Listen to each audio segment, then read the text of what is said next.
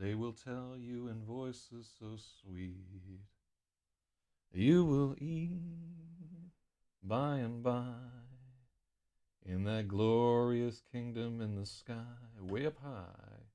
Work all day, live on hay. There'll be pie in the sky when you die. Well, I know, it's not made for kids, actually. Fucking love putting that in there every day. Alright, what do we got here? I'm copying this video URL. Done. Let me see. How many creepy fucking people am I dealing with here? So many. Good God almighty. Alright, well, let me play our intro, and I'm just going to invite everybody to the whole deal.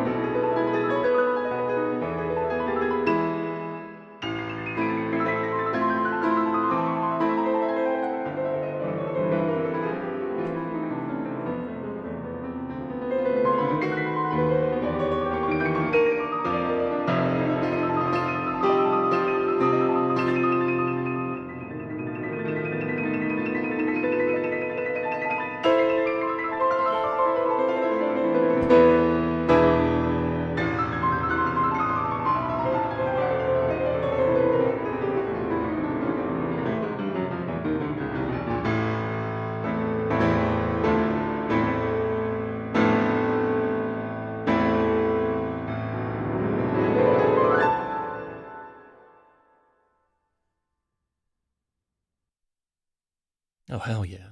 Yeah, we out here. All right, what do we got here? So Restream is working there. Seems like a skeleton crew here this morning, but if you're out here wanting to get some editing in, indeed I shall. Yeah, we're a little later today. I spent some of the morning working on my pitch letter for, I guess, 2 novels ago. No, the last novel that we edited here on the stream. I'm trying to pitch it to some agents. So we'll see what comes of that. So shout outs to Spathiwa, who got the scoreboard working again. So I'm going to go ahead and post up some of the edits that we already got on this guy right here. So let's see if this works. So Spathi plus equal to fucking 28. All right, let's see if that updates. What? That didn't work at all. 7.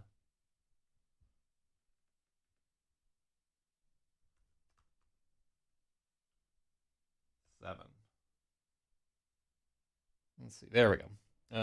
So then I need to add for logic 18. And I think he spelled with just the O.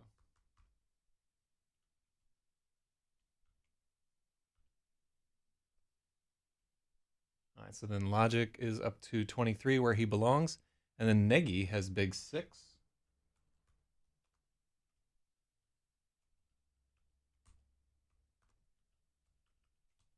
All right, so there we go. So now our score counts are accurate. As of now, I can just post people up in the edit bot. So if you do write on this whole thing, you'll get added into the thing. Logic is plus 18.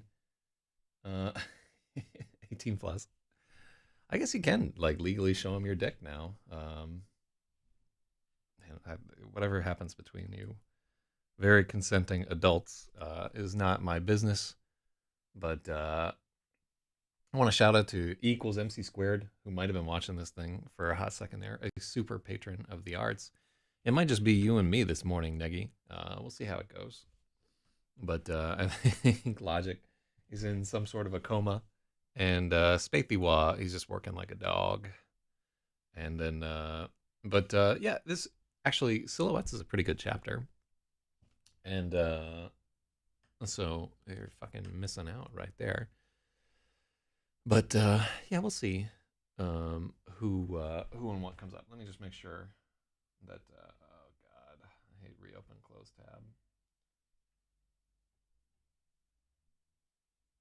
Yeah, it's always a little bit difficult to try to get actual writing and editing in. One of the things I've found is, so Negi's going to take some Adderall just to fucking make it through the day. And then he was watching Tracy Morgan clips. So he's saved up to double up on that Adderall, that double stacked candy flipping, ecstasy raves, you know, all that good whatnot. All right. Well, I don't have a lot of preamble. Not much going on today. So all yesterday I kind of despaired of writing this pitch letter. Writing pitches to publishing companies and to agents and so forth is terrible. It's some wretched shit right there. Because really, like, it's a lot of, you're begging, essentially. You're like, please take a look at my book. Please, can I have some of your attention, sir, with your fucking tin cup and everything. And you need to beg, honestly, because, like, if you were hot shit, you would already be selling books. You are asking somebody to take, and like, really reviewing a novel, that's like a 15-minute fucking, you know, thumbing through this motherfucker. So you're asking for a chunk of this random stranger's time on the off chance that you know what the fuck you're talking about. And I'd like to think that I know what the fuck I'm talking about, but to an agent, probably not, you know? Think about how many books you like. If you just took a random sampling of 100 books, how many of those books would you like? Like 2, 3? Like, if you were lucky, maybe like 5 out of, like, so 1 in 20 things that you would find out of a random sampling of books in your chosen genre. That's just counting the people who like actually did some research on you as an agent and figured out what you like and what kind of manuscripts you've published before. Just those out of the, like, maybe 1 in 20 is worth your fucking time, and everybody else it's just like hit form reject, hit form reject, hit form reject. And there's a dichotomy, like a dichotomy is the wrong word. There's a interesting relationship there, because to the author, that author put years of their life into that book. That author thinks this book is like the hottest shit that has ever steamed out of an asshole ever. I know I do. Like, every time I have a book, I'm like, yes, some hot shit. Like, if you look at my pitch letter too, it's super arrogant. It's like, yeah, motherfucker. Wait. My Math Overflow profile has 1.5 million views. Um, selling yourself. Yeah, you have to do this in math unless you're like a superstar. Isn't that fucking crazy? Like even math, it's like publish or perish. Um, one of my uncles once sat me down at a bar. I think I was like working my first job ever, and I was like 12 years old, and I just been working all day out in the sun, and like my uncle was like driving me back, and like what was the deal there? Like he was the kind of guy who like after work he needed to pound like a couple of beers, or like a couple of shots of Jaeger and chase them with beers just to get the taste of the day out of his mouth. He's a fucking real one though. I like that guy. I always did. Um, but at one point he just told me like everything in life is selling yourself, and he was a salesman. So that's how he had to see the world, and I always hated that. Like I never wanted to be a salesman myself. And like if you watch some of my other programs, there's a lot of bullshitting happening. That's the wrong perspective. True alpha chads know they're giving the publisher the opportunity of their lifetime. They owe you the time and effort for the sake of their impending liver transplant. Well, let's take a look at the pitch letter that I've wrote since Spathy was here. Let's here, file open. Thinning of the herd. What did I name this? Like pitch letter something or other. Salary proposal. Let's look for pitch. All right, so here's 2-4. So let's take a look at this pitch letter, and we'll see how alpha chad I am in this motherfucker. So I promised we would take a look at this yesterday, but we didn't get a chance to. Oh Lord. Hold on, let me indent this whole thing. Just so that we can see what the fuck is happening.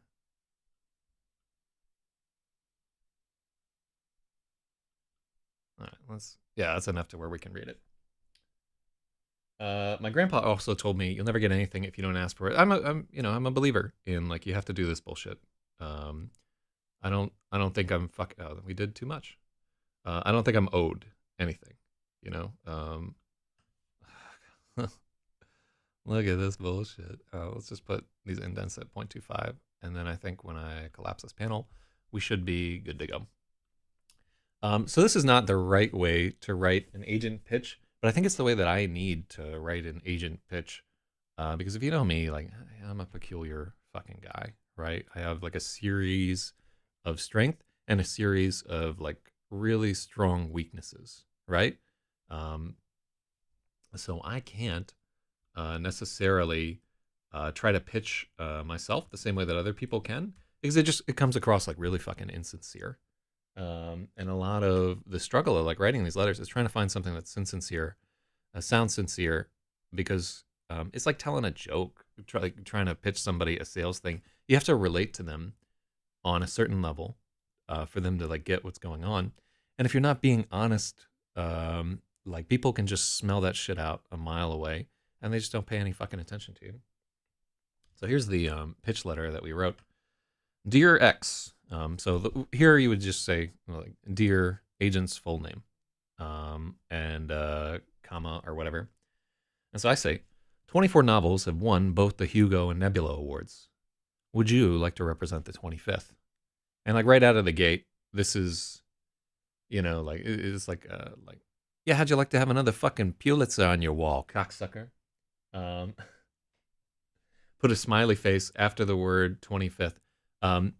I thought about that, right? I thought about some kind of like self-deprecating, ha ha ha, I'm fucking joking. And I tried like a bunch of lines like that. And it's like, if you think that's funny, look inside the book, because the book is pretty funny too.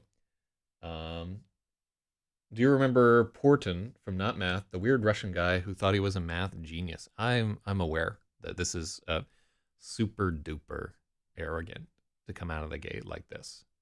But I also truly believe that this book could win those 2 awards. I think a similar book that came out that's more like it, it's not as intersectional, but American Gods by Neil Gaiman. Now, Neil Gaiman had like a huge following before this whole shit came out. And he really kind of appeals to some of the like I wear black lipstick, like goth in high school, nobody loves me. That demographic is exactly the people that vote on the Nebula Awards and so forth. Um, I get into the self-aware part like a little bit better later. Like each pitch letter that you send needs to include a little section where you talk about your personal connection with that agent. Like where, like, hey, I met you at this convention and you spoke at this panel and it was good, or it wasn't good, or whatever the fuck. Um, read his book with Terry Pratchett, Good Vibrations or whatever. Yeah, like I actually can't stand his writing. I don't. I just couldn't feel it. Like I got maybe like a quarter of the way into American Gods, and Good Omens, I think, was maybe the book you're talking about. I tried to read that one too, and it just didn't really do it for me. But I'm very particular with that. So um, that's the opening salvo of this thing here, which I'm going to work on that with somebody I know in publishing. But I know exactly what you're saying there, Negi, about including some level of self-awareness. And I think if I can think of a way to do that in a way that's funny, it's a good idea. Neil Gaiman. He is indeed. Uh, that is what his shit reads like. So generally you put in like the title, the genre, the age, and they're looking for like your age category. Like books are grouped either by like children's, young adult, or adult. There are like some subcategories, like there's like middle grade fiction, which is like kids that are like, it doesn't quite fit in YA. Maybe you're trying to hit like this like precocious 9-year olds or whatever. Middle grade fiction, which is pretty popular at the moment. So um, here I just delve, like, honestly, in terms of like selling myself, I don't have a strong social media presence. I'm not. I don't have like any. Like I look too white to try and play the intersectional game. Like I think I think a lot of these people's politics are pretty stupid, honestly. And you know, I can't sycophant it up. Nobody would buy it. You know, the die has been cast, and I'm stuck being me. And anybody who digs beneath the surface will just be horrified at what they find. So I can't sell myself here. I have to sell the work. So this is part of why we just have like this jab right here, where drawing attention away from me and drawing attention to the work, where I'm just like, this is so good that we might win these 2 awards, right? And let's take a look at it. So here's how we pitch the thing. Bartender Lemon Lemoyne is struggled. No, let's begin again with feeling. Bartender Lemon Lemoyne is startled to discover Maybe, an invisible 14-year-old boy skulking in the corner of his Hell's Kitchen dive bar, the Pits. So one of the problems with these synopses is that you have to convey a lot of information at once, right? You need to be like, there's this place. It censored you? Yeah, I fucking hate that it censors you. Just type it out in whatever fucking thing. It's all YouTube's doing. It's not my doing. Hold on. I think I can edit it live. Hold on. Let me try this. Yeah, like I hate that it sorts by. Yeah, I have allow all comments on this guy. So I'll sort by newest there. And who dares summon me? What did you say in mathematics? Some shit. I wrote, I'm always trying to get with precocious 9-year-olds. Did it really censor you? That's fucking horseshit right there. I can't believe that the AI is advanced enough that it can censor. I'm always trying to get with precocious 9-year-olds. I mean, you know, if you can't joke that you're a pedophile, what can you joke about, really? Like our freedoms are in shambles.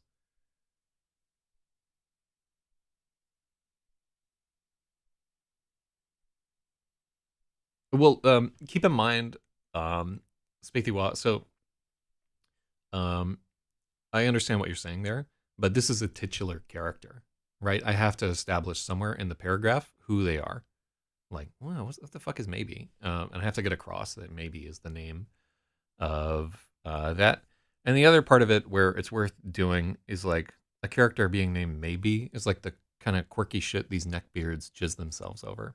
Um, that So that's why that name needs to be in there. This is a rough sentence though. Let's take a look at this. Bartender Lemon Lemoyne is startled to discover Maybe, an invisible 14-year-old boy skulking in the corner of his Hell's Kitchen dive bar. The pits. See, I would love to just take the pits out of this.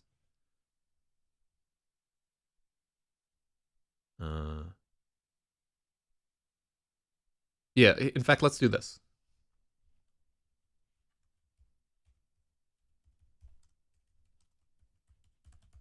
Hell's Kitchen bartender Lemon Lemoyne. Yeah, then we get to start with Hell. Hell's Kitchen bartender Lemon Lemoyne is startled to discover Maybe, an invisible 14-year-old boy, skulking in a corner of his dive bar, the Pits. That tracks a little bit better to me. Okay. Yeah, I know it's in the other part of it too is keep in mind, like, all of us are like very familiar with this book. Like, we spent a ton of time working on it. We put like 200 hours into this edit, right? We know what it's all about. To a person experiencing this for the first time, they look at that title and they're like, well, why is maybe capitalized? Like, is maybe a person? Is maybe just like a noun here? What the fuck are they talking about there? So when they're seeing the name maybe there, we're unlocking something in their mind. We're explaining, it's like, oh, okay, this is that, right? That connection is being made in their mind, and that's a valuable connection. Like, a lot of what we're trying to sell as writers here is answers to problems that we have posed. So as they become friends, they discover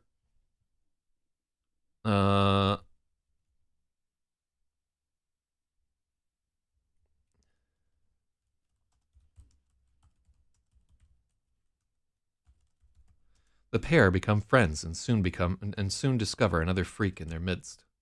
Freak is another one of the, because keep in mind, this is a pitch, right? Freak is another one of those words where we're going to appeal to the type of people who are interested in speculative fiction. If you think about it, like, think about freaks and geeks, right? Or geek love and so forth. Some of these pejorative terms have a deep emotional attachment for these people. And the idea of outsiders or freaks is always kind of a strong one to them. Yeah. The term's original neutral connotation became entirely negative during the 20th century. Therefore, freak with this specific meaning remains only as a pejorative. So the term freak, while it is like strictly a pejorative in common parlance, we're working in sort of a genre vernacular right here. This is aimed at somebody who reads science fiction. Yeah, I'm fully aware that it's pejorative, and in the context of this thing, it's established that the pejorative is correct here. We'll get into it a little bit later in the description, but I think it's the right word there. Union electrician Sarah Shiner has been seeing electricity for weeks, and her body is building up a powerful electrical charge.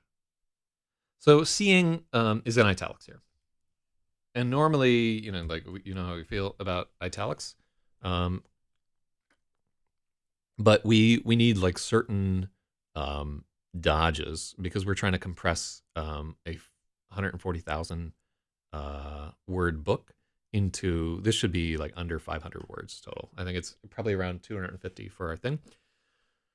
So there we things like italics for emphasis, which I'm always bemoaning and so forth. You need every trick in the bag to get somebody to look at your fucking novel. She wears insulated gloves to keep from shocking everyone she touches. It all comes to a head after last call. So here, it all comes to a head is a little trite, right? It's like a little cliche, but contained within there is like this little pun about coming to a head and, like beer coming to a head and last call within the thing. So that's a little, that's enough where I will trade off the slightly cliche phrase to have like this little inkling of the jokes that are inside of this book.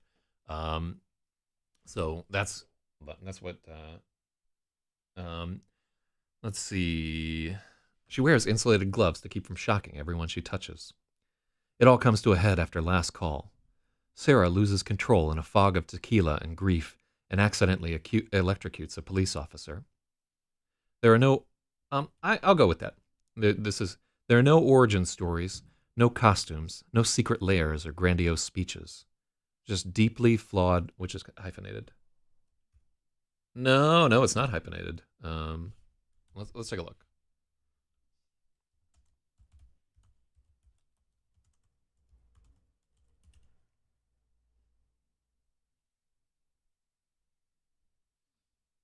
Don't use hyphens with adverbs. Okay, that I like that.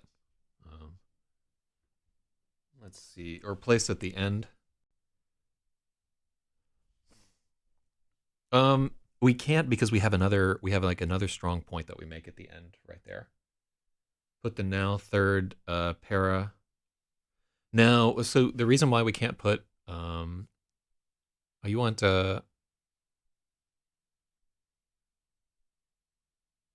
no, like the third paragraph at the beginning. Let's try to read through it before we start like chopping up paragraphs and shit like that.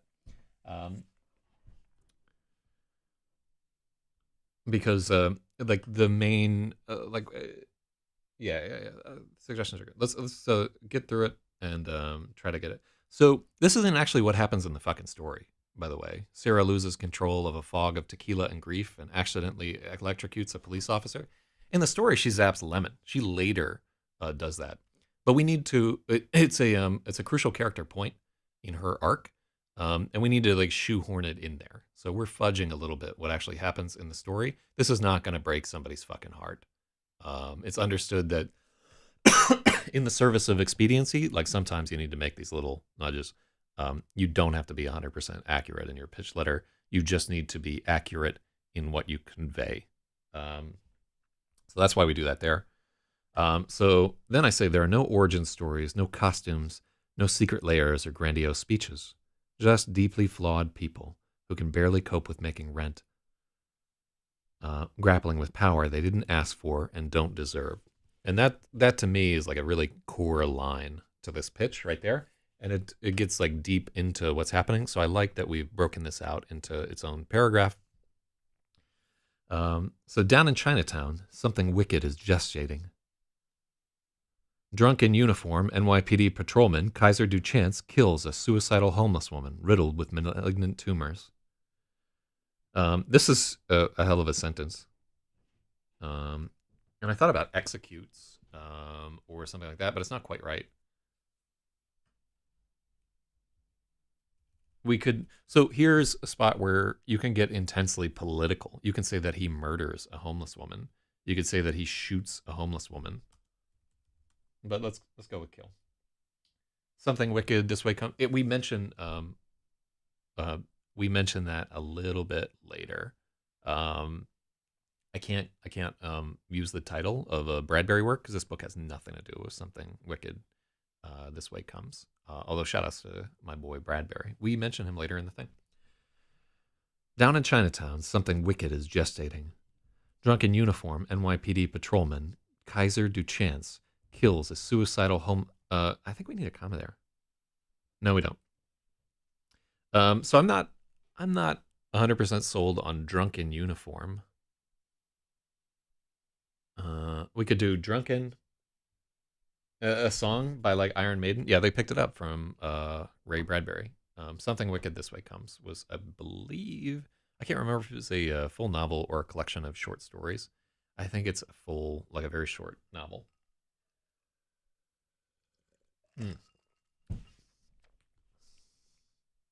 Drunk in uniform, NYPD patrolman Kaiser Duchance. So we could say NYPD officer.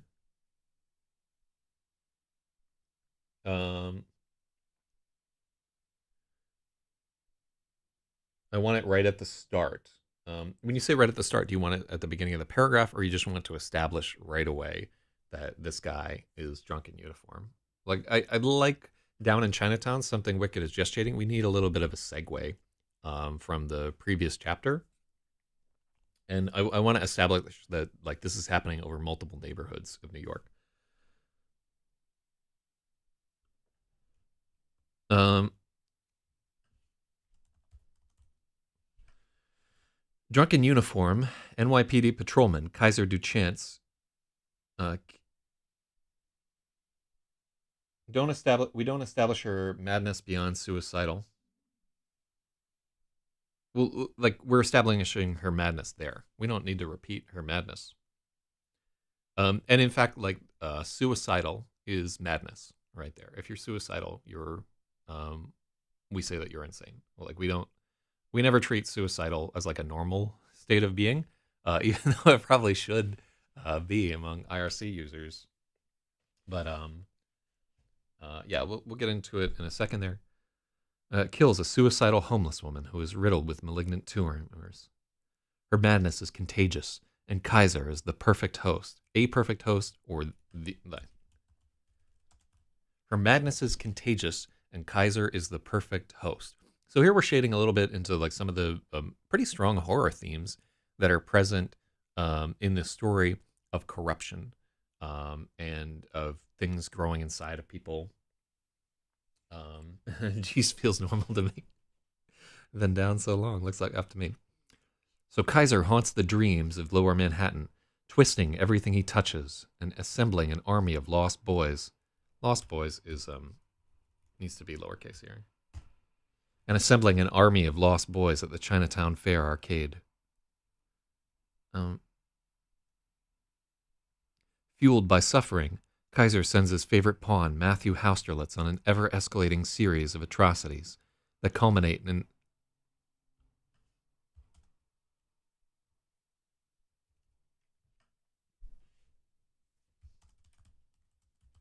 All right. These culminate in a series of bombings that destroy both tunnels and the George Washington Bridge. Well, actually, you know, like, so this is, I say both tunnels here because I'm trying to conserve words. I don't want to say the Holland and Lincoln tunnels, right? But there's also, there's the Battery Tunnel, and then there is the Queens Midtown Tunnel, right? So it's not like we blew up every single tunnel in the city. We probably should have, honestly. But let's let's go back. So I'm good with this so far. Kaiser haunts the dreams of Lower Manhattan, twisting everything he touches, comma, and assembling an army of lost boys at the Chinatown Fair arcade. Fueled by suffering, Kaiser sends his favorite pawn.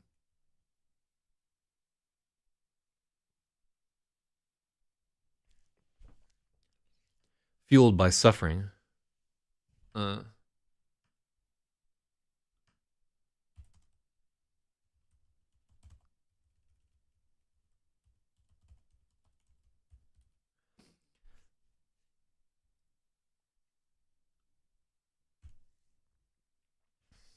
Okay, so I think it's important to establish that Matthew is a child, right? That he's like 15 years old. I should make this place take place on a tropical island, not in New York. Yeah, let me just go ahead and rewrite the entire fucking novel for that. That'd be great. If somebody, like an agent or something like that, yeah, this is great, but I'd love for you to rewrite it to be in Shanghai or fucking Moscow or Paris or something like that. I would literally like smack the taste out of their mouth. A change of scenery is good. Fuck you. Fuck you, dead. Kaiser sends his favorite pawn, 15-year-old Matthew Hausterlitz, on an ever-escalating series of atrocities. These culminate in a series of bombings. Okay, and then we're missing the word A.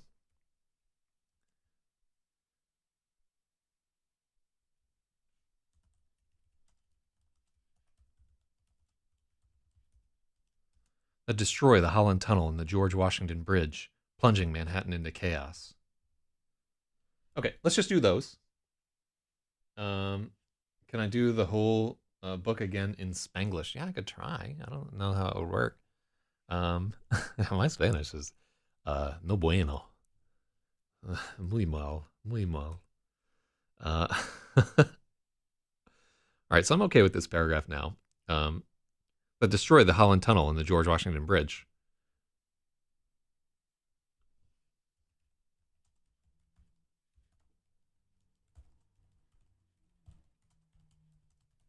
Okay, cool. These culminate in a series of bombings that destroy the Holland Tunnel and the George Washington Bridge. Manhattan plunges into chaos. As their city burns, the rum-soaked patrons of the pits are shocked into action. All right, so I'm not 100% that I buy rum-soaked here. To save Manhattan, they set their own troubles as. We used Manhattan a little bit earlier. Oh, not there.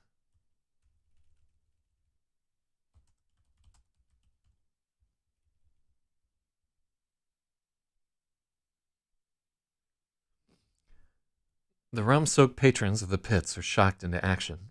To save their city, they set their own troubles aside and lead a legion of uh. So I don't want to do homeless here and then homeless up here. Let's just take out homeless right here. Because like the homeless are, we just don't want to overload this with homeless. Because imagine the fucking smell. They set their troubles aside and lead a legion of homeless men down to Ragnarok in Chinatown. The story ends as it begins, told over a drink in a deeply accented narration that's a love letter to everything about New. To everything seedy about New York City. You can practically smell the subway on every page. I'm sorry. I've been flogging that joke forever. And then I include like a little paragraph about me. Also, under this, somewhere would be what's my connection to this agent, and probably that would be, we would probably put this up here. Like, what's an example? Dear such and such, hey, I saw you at Worldcon. You gave a panel on contract negotiation that I really learned a lot from, and really helped convince me that I need an agent. Right? And like I actually did unsuccessfully that pitch to, I think, the head dude of a literary agency that manages Brandon Sanderson, and he never wrote back. So fuck that guy. No, I mean I wouldn't have fucking wrote back either. I'd just be like, nice one, kid. um, but you know, a lot of times it'll be like, hey, I was suggested that I look you up by other person in publishing that you know, right? I only have like one contact in publishing left. So, yeah, I'm sorry, my sole publishing friend. So, blah, blah, blah, blah, blah. Always good to open with, hey, I know you this way, or we're connected in this way.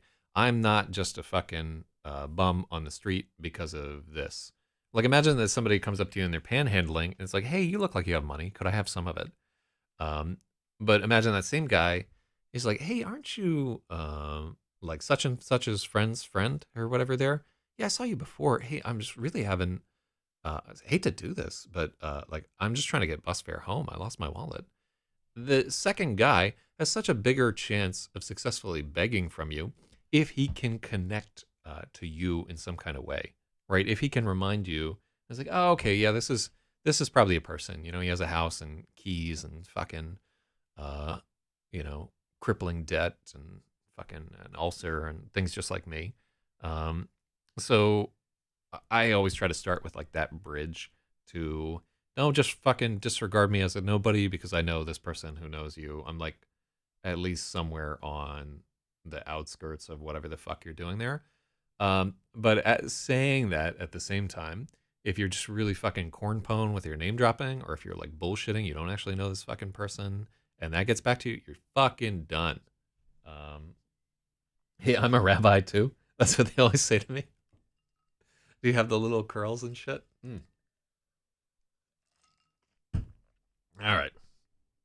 Dear XXX. So, and I don't know what that is in sales parlance.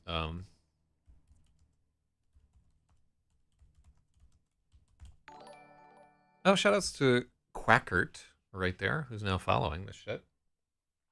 Hey, fuck Trump. Can I get $30 for bus fare? Thanks. I mean, that has a better chance of succeeding than just like, I'm sick, I'm poor, I need help. Yeah, those guys don't get anything. And like nobody's gonna buy my book out of fucking pity, right? Especially not with this bullshit, like arrogant ass, like 24 novels have won the Hugo and the Nebula. How'd you like to have number 25, champ? Yeah. But honestly, I gotta lead with my strong point right there. I'm gonna give that to the person that I like. I actually know an agent who's gonna take a gander at this for me, and they're gonna say, "Get this bullshit off of here," and and then at the end of the day, that's that. All right, let me. That's E equals MC squared. Oh yeah, what up, Emmy? I will buy your book out of pity. Well, many people have bought my books out of pity. I think like the primary readership is girls that I've fucked and people who know me on IRC and people who feel sorry for me. Isn't that some shit right there? But it's the world we live in. All right. So here I have a further attempt to humanize myself. And I say, I met Ray Bradbury when I was 9 years old, and I've been trying to hack it as an offer ever since. I've written enough books to know this beautiful disaster right here is the one. Bold. In happier times, I usually hit a bunch of conventions each year. ReaderCon, WorldCon, Balticon, etc. I'm an organizer with the X, so I try to list a professional... Oh, shit. Pity party. Confirmed. Sanjay showed me one of your books in hard copy. Did you really fucking meet Sanjay? That's wild. Their city is...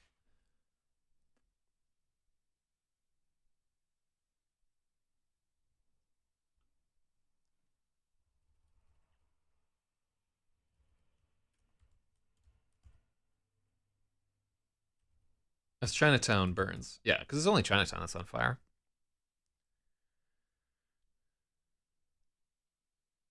Should we call it Ragnarok on Mott Street? Does that try? No, I think Ragnarok.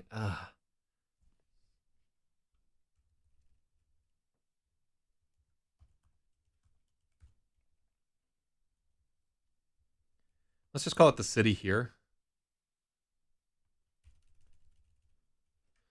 We could call it fucking the Big Apple. Let's see. One edit at a time. What?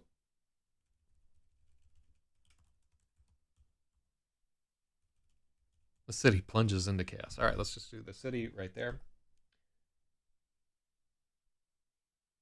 Oh no, it was Oh, thank you very much for the £5 right there. Spurred. I like shocked a little bit better than spurred right there. Two tatties. Hell yeah. Hell yeah. Oh shit, you guys are both in the UK. You could gay it up over there. I was like, nobody buys his books. I searched for the Bible. 678 is just what from the tribe of Reuben across the Jordan east of Jericho. They received Bezer in the wilderness. Jazah. I have no idea. All right. Well, we want something like they're removed from there. Spurred isn't quite that because like spurred is like something is riding on top of you and it moves you into action. You could have that they're jolted into action because it's definitely jolted is a little bit better than shocked. I think so. Well, let's take a look at ye old thesaurus right here.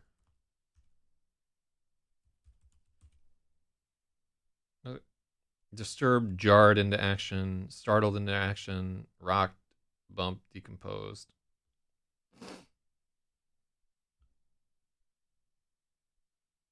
Because you need like what's like a word for like this is such an event that's going on right now that even drunks are like getting up and being like, we gotta fucking do something. Do you get a point for? We don't have a leaderboard for the agent letter, um, but we're gonna start editing the other thing too. So I like those edits right there, though. I like that we avoid using the city. City plunges into chaos. Save their city. Blah blah blah. And I really like this summation right here, where we don't just blow the ending, but we leave it kind of like open ended right there. Spurred is a good word, but it's not the right word for here. Then when he beheld the sun rising, he said, "This is my Lord. This is the greatest of all." Shoutouts to worshiping the sun. Okay, a little joke there. And then here I say, blah, blah, blah. I list a professional agency that I'm an organizer in, where we already have one person who won the Hugo and the Nebula Awards. And then here's my cap. I say, a great book starts with a great agent. If this reads like a winner to you, let's make a fortune on it. Sincerely, Zach ZYZ. Because that's what it's really all about for an agent. Agents want to make fucking money. They want prestige and they want money. They want things that are commercially viable because they get a percentage of what that book does. Like an agent wants something where we can be like, yeah, I could see this being like a fucking mini series on Stars, or set their troubles aside to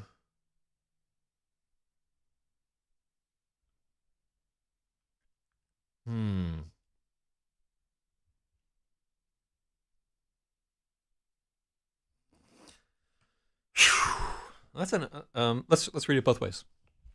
To save their city, they set their own troubles aside and lead a legion of homeless men down to Ragnarok in Chinatown. To save their city, they set their own troubles aside to save their city. They set their own troubles aside to lead a legion of homeless men down to Ragnarok in Chinatown. All right, I'll take that. Yeah, I think that goes a little bit better. Okay, I changed my mind about paragraph 3. I don't like it. I don't think it's going to move up there. I think we need to start at the beginning here. Even though Duchance is like pretty close to the beginning right there, but it just like puts too much on the. We need soft note, like easing people into there. We need, hey, this is what this is really all about, recognition. We need, oh, but we get gangsta also right there. And then we need, there is a satisfying conclusion to this book. Your time will not be wasted. So 2 points for Emmy. Yep, you were the winner on edits of this letter, but we're gonna get into the actual book in a second. So I like this. I really did. This really is my origin story. I really did meet Ray Bradbury when I was 9 years old, and it changed my life, and I've loved him forever. As a friend, and I really have been trying to hack it as an author for like 20 fucking years, and this is the best that I can do. But honestly, I'm not too unhappy. Like if I'm doing well enough that people will like sit and watch me fucking edit, I feel good. Like without you people, I would feel like a total fucking failure. But people do read these books and people do like it. And honestly, this book is good enough to fucking blow everything else that comes out that year out of the water.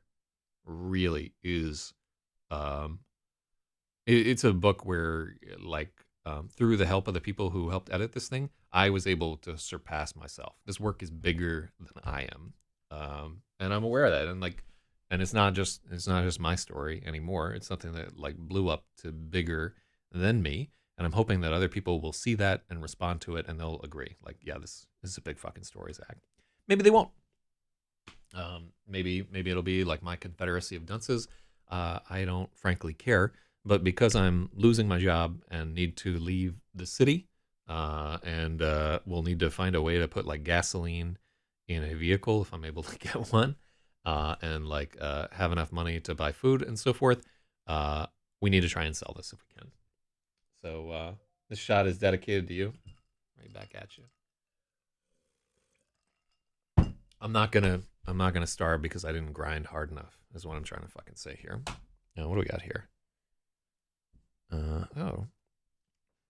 Well, thank you for that generous ass donation. Okay. So I'm okay with this pitch letter. I'm gonna send it to my friend, and I'm gonna get shit on for it. It's gonna be like, "What are you fucking doing, Zach? You're an idiot." But this is what I like. If I were I'm trying to put myself in their shoes.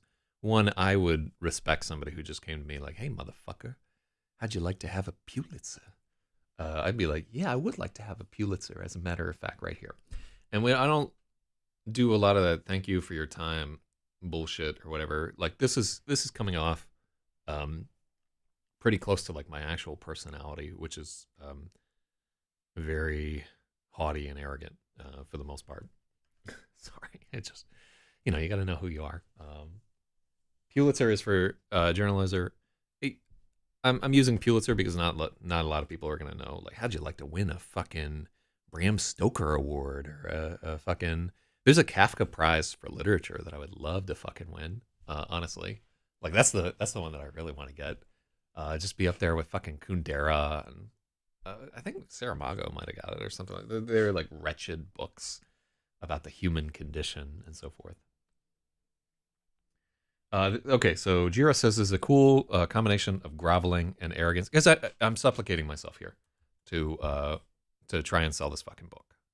Like I'm no bones about it. I don't have the fucking. If I had all the money in the world, I would just publish this shit myself. I would like go out and find like the fanciest fucking editor that I could find. I would hire like a marketing team. I would roll pallets of this. I would literally just shoot these fucking books out of cannons into people's homes, along with a check to pay for their window repair into every house in the fucking nation. That's how I would do it. But I don't have that kind of money yet. Goddamn mom. All right. So that's our pitch letter. For what it's worth, I hope that's useful to you. You can see like some of my some of the way that I'm thinking here is applicable to just any time that you're crawling on your fucking belly to ask somebody for something. Really, the valuable parts of this approach are like thinking about how the person is thinking, recognizing that they're a human being, that they have their own thoughts and desires and so forth, and you have to offer them something that they want for them to even consider your proposal and so forth. And like just out of respect for them, we're going to try and get it edited to where it's as concise as possible. They're a part of it. I'm not wasting their fucking time. This is a page. What's our word count with this motherfucker? This is 434 words. I did not used to be able to do that. Like, if you read the first several summaries that I had of this book, they are like 1,500 words long, right? That's horseshit. Nobody wants to read 1,500 fucking words. And it's a lot through this editing.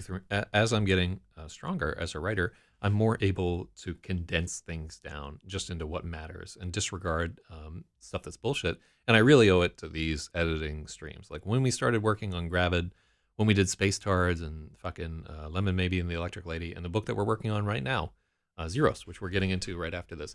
This work and these editing streams has made me so much better in being thinking about my target audience and just dispensing with bullshit.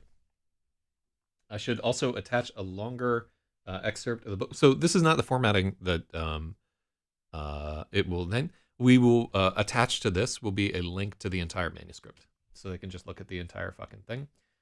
When you send things to agents, you don't send them fucking, unless they specifically request it, you don't send them the manuscript as an attached file because they're like, oh, it's virused or whatever there. Generally, they want an excerpt of the first 3 chapters pasted into the body of the email. It varies agent by agent, and so each one of them will have their own specific requirements, and you have to follow every fucking thing that they say to do to the T, and they're all fucking different. I had one agent, it wasn't an agent, it was like an editor who was doing a contest. He needed me to format the entire fucking manuscript in Moby. I think Spaethiwa helped me with that. And they didn't even buy the fucking thing. I literally spent an hour formatting this fucking book just for this one guy's sort of like gay contest that he was doing, and I didn't even get a letter back from it. But like about half of them are using this fucking agent query software where you've got to like fill everything into like a job application form and then post your letter fucking on top of that. It's literally like applying for a job, just trying to publish a fucking book. But what you have to realize is that what you're doing when you're asking somebody to publish one of your books is like, hey, give me for free, just for fucking nothing. I want you to give me $30,000 worth of time and effort, right? Because that's about what it like the editing of a book costs between $5,000 and $10,000 in like real effort. The initial print run of a book, you're depending on how many you make. If you want to have any kind of nationwide distribution, you're looking at somewhere between $15,000 and $30,000 for even for like a small fucking print run, where you're just printing like a few thousand copies of whatever. Um, the biggest expense is going to be like any kind of marketing, trying to get your book into magazines. Like, God forbid that you want to do like any kind of print advertising or web advertising or whatever there. And there has to be a PR person associated with it if you want to get any fucking reviews into Locus or other magazines that don't fucking matter any longer. Somebody's got to get you onto podcasts and you like blog tours and all this other horse shit like there. And then there's a proofreader involved with it. There's a typesetter involved with it. You have a cover artist that's involved with it. Every book is a team of people. Like when you see me doing all this shit, like when I do all this stuff too, there's supposed to be a team of people doing this entire thing. And like I do these, even when I do a book, I need to get an external editor to make anything of it at all. But a book is too big for one person to put together by themselves. It really is like a team effort. And their time is not free. And so they really have to believe in what you've got going on. And they have to, and usually I have to tell you like 90% of books lose money, right? Just 90%. They're really, really just hoping for like that like 1 in 10 that just blows up and makes money for them. But dude, why don't I go on to podcasts? I know lots of people. Nobody invites me. Yeah, I don't have a I've never been invited onto a podcast. I'm not a likable person. You know, I don't know if that's you know, like I'm not great at people for the most part. Fucking that Pulitzer. We're gonna get it though. I want a Nobel Prize for this motherfucker, and asked to go on. Well, there's another thing where you're like pitching yourself and so forth. I really should work with somebody to because I think I'm like be a pretty decent guest for the most part, as I know how to talk. But I've been thinking about it a little bit. I tell you, lately I've just been listening to like so much old Carson and so many like episodes of Opie and Anthony, and really thinking about what it means to be like a talk show host and what it means to do good radio. Use your show to make friends. What do you think I'm doing right fucking now? Where did you guys come from? You know, it's all from the show. This is as close as I can fucking get. Most of my friends too are just huge nerds who play board games. For the most part, there are very few people in publishing where I like that person. I want to hang out with them. Usually, like every time I go to a publishing event, I'm just like, these are not my kind of people, right? And there's a big political schism between them and me. We don't share the same core values, and the things that they think are important, I think are bullshit, and like vice versa. Like they don't give a fuck about the things that are important to me. I know you from IRC. Literally two of us watching right now. Yeah, I am fucking ancient right now. They're friends who play board games. They're like some of the friends who play board games are like the people who were beta readers on some of my initial books. They were invaluable. I love those people. But so now we have another book. This is the real meat of the situation right here. So I'm going to start our timer right here. The other stuff we were doing was not, we really weren't doing what we needed to previously. That was just like an aside. I said we would do it. I hope that was fun for you. It's fun to get some insight into like the publishing process. And it may be useful to see like what somebody else is doing. So at least you can learn from my mistakes. Still get 2 points. All right, let me just let's do it.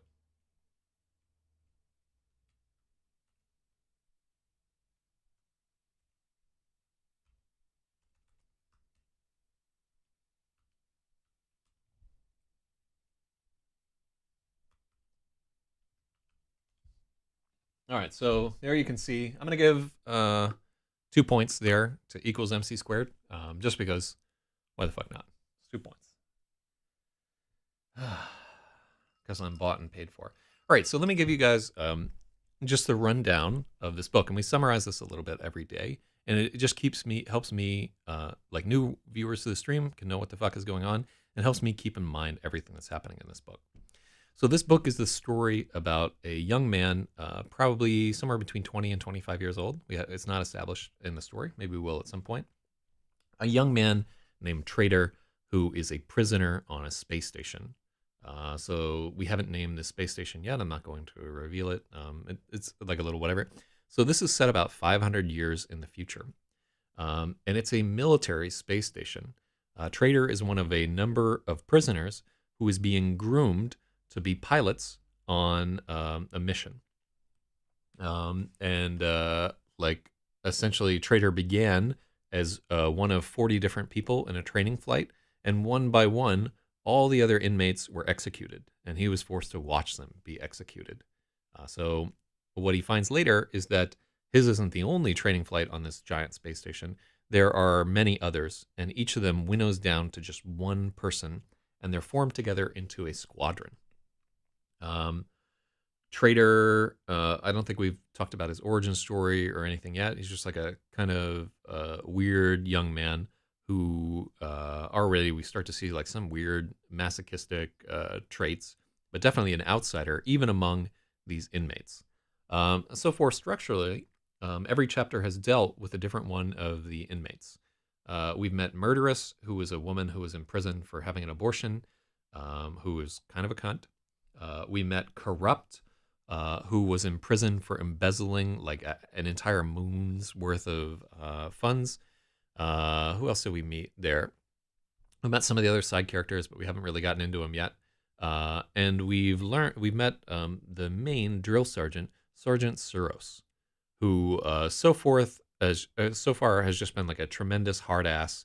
And it's been revealed, or at least he thinks it's been revealed to Trader, that they're actually losing the war. Like he's been brainwashed up until this point to think like they're on a sacred mission and they're going to save the Empire, but they're starting to realize that the war is going very poorly. We're like at like Berlin 1945 levels of, supplies aren't there, things are falling apart, schedules are changing with no reason, and Trader has realized that this is going down, but he can't just fuck off. He'll be executed if the drill sergeants find out that he was there.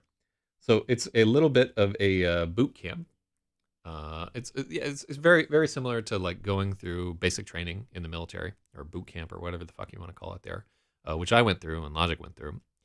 Maybe some of the people listening to this, if you're a member of the military, like you'll never forget what going through basic training was like. It's such a like liminal experience where you're taken out of your element and forcibly brainwashed to fit into like this military mold with varying degrees of success.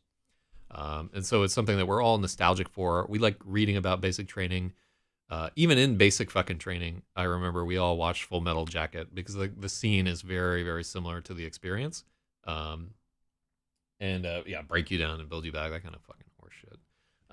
But there's a lot of that shit going along. So this story is a lot about that, and then we get into what's actually happening and so forth.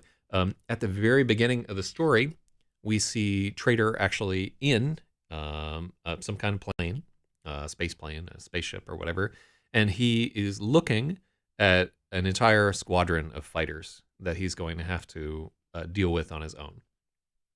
And he realizes that he's made terrible mistakes and he has disregarded like everything that he's been taught, and he's going to have to deal with the situation himself. So it foreshadows. Actually, I made like my best friends in life. I made in the military, and like I had a ton of fun getting thrown out. It was fantastic. I'm still a veteran, Like I got it all. I got my DD 214 and everything. Just found that the other day, fucking rifling around in horse shit. All right, so now we're on chapter 5. Last chapter we learned about Corrupt. We got a feeling for some of the dynamics inside of this group. A ton of fun in the military. No, I was Air Force. Yeah. I wasn't a fool. It was barely even the military. Although we were on a joint service base, so we had to deal with like all the Marine bullshit and extra PT and shit like that. But it wasn't difficult. Let's put it that way. Bro, send that letter to the military and see if you can get it. I'll see if the fucking Stars and Stripes will publish my book. No, I'm too old to get back in now. Thank God. Man, I'm like, Never again dating a Marine. Never again. They're all crazy. You have to be fucking crazy to join the Marines. Oh, although I did write a novel about the Marines. It's called Space Tards. All right, let's get down to it. So this is chapter 5, Silhouettes. Silhouettes. Why am I still alive? With every execution I watched, the question became harder to answer. In my first training flight, I watched 50... I think we made it. Okay, so here we need to bounce back. It's not 59. Okay. Earlier in the story, on his way over, we changed it up to be 39 other people survived. Like 40 of them survived. So we may need to make some math changes later on. It just happened to be the way that it was. And I remember that thing right now. Space Tards is a great story. It really gets into the psyche of Space Marines and paints them in a very positive light. Honest to God, it's like one of the most woke books I've written in its way. Anyhow, you should check it out. In my first training flight, I watched 39 inmates get airlocked. All of them were better than me in every way the Navy could want. So we say Navy here. Let's just say Hezo, right? So we don't get into like the fucking, are they in the Navy or are they in the Space Force or whatever. All of them were better than me in every way the Hezo could want. Older, stronger, better educated.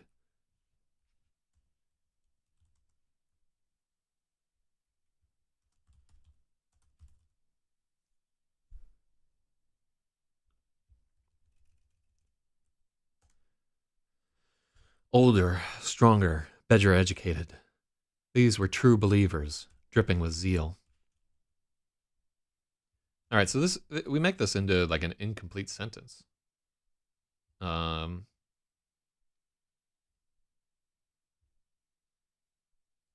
Let's do this. Older. So, yeah.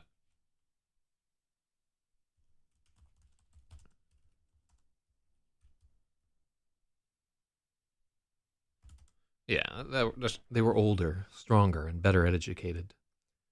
Better educated. No. Is better an adverb?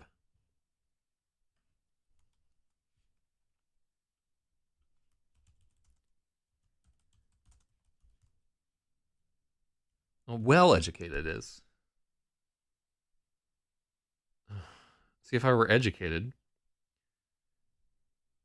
Yeah, I don't think it's hyphenated.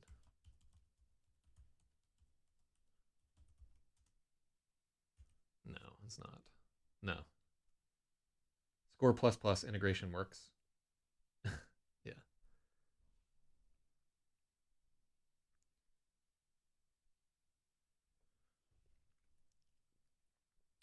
No, so the reason why we do with better education, that we do better educated because it's an adjectival phrase, and we have adjective, adjective, adjective, just for like a tempo thing. True believers, dripping with zeal. Into the vacuum they went. Here in the barracks I remained. I spent my nights peering at the ceiling in the faint crimson light, asking, why me? I was the youngest person on the station by a decade. I was the youngest person on the station by a decade. When I was captured, I was 15 years old. Comma. I lost track of time after that, but I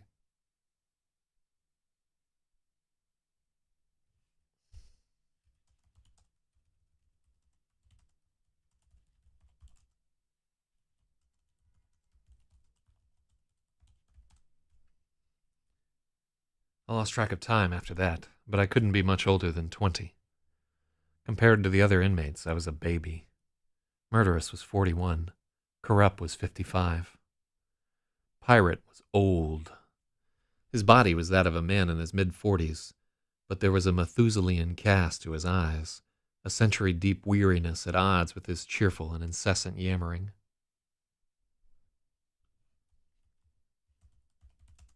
with his cheerful demeanor and incessant yammering. It was taboo to mention the Zien-Zwitteron process. Oh, yeah, this is fucked up.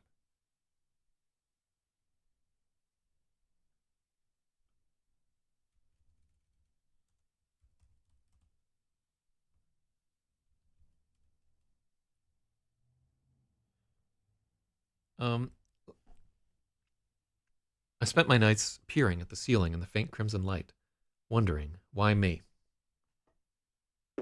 Yeah, there we go. It still works. Shout us to Spaithiwa.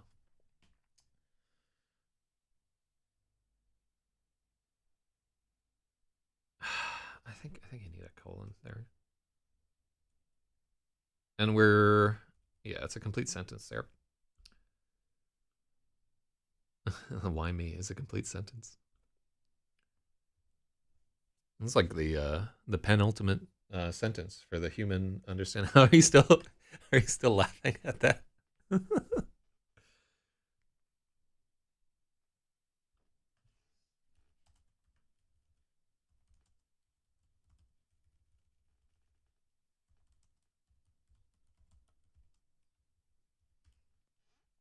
It was taboo to mention his agelessness. The Zien-Zwitteron process had been outlawed in the Hezo for generations. All right, so um, Zien is immortality or sin, which is kind of like a neat thing, that the Chinese word for immortality, and I've got the character there.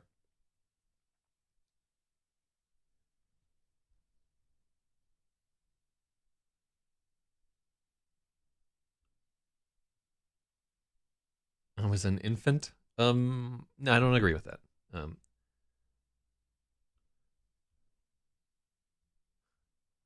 Let's try it both ways. Compared to the other inmates, I was an infant. Compared to the other inmates, here, I was a baby. Murderous was 41. Corrupt was 45. I do like that. I'm going to give you a point there.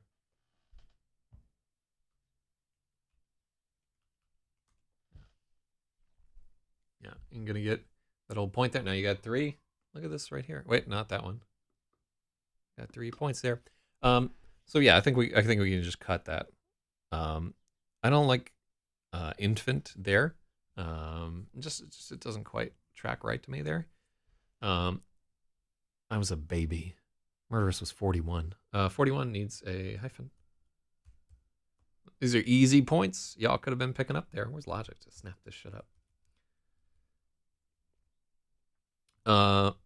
What is a Zwiderian? So it's a molecule or ion having separate positively or negatively charged groups, right? So that's what that guy's all about right there. Most who'd undergone it had either defected to the collaborators or been executed. But there were still a few zips floating around, jutting stones in the river of time. Okay, so here we're establishing that some sort of longevity process exists. It's been outlawed, and there are just like a few of these people floating around, but most of them have defected. Ancient aliens time. All right, good luck. Good luck. Thank you for your support, and Godspeed.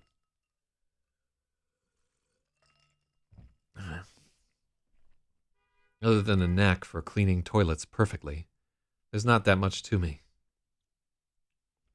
I never did anything interesting with my life like the others.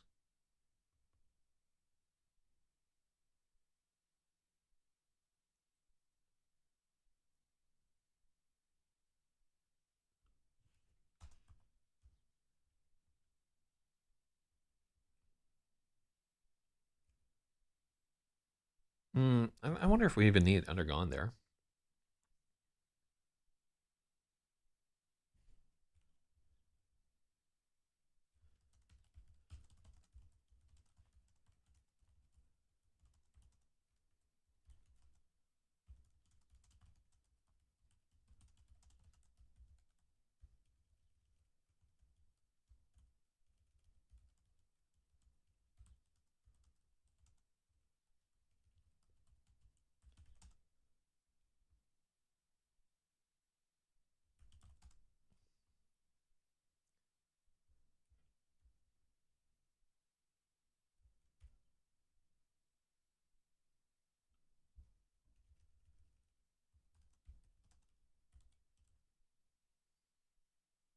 All right, there we go. I'm gonna give another.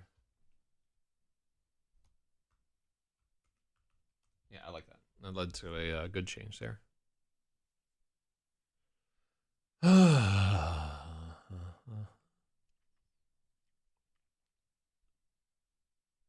Most of them either defected to the collaborators or were executed, but there were still a few like pirate floating around, jutting stones in the river of time.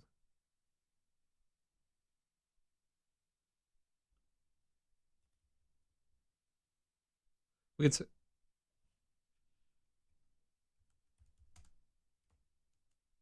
we don't need to use lips there. Okay, bye bye. Other than a knack for cleaning toilets perfectly, there's not that much to me. I never did anything interesting with my life like the others.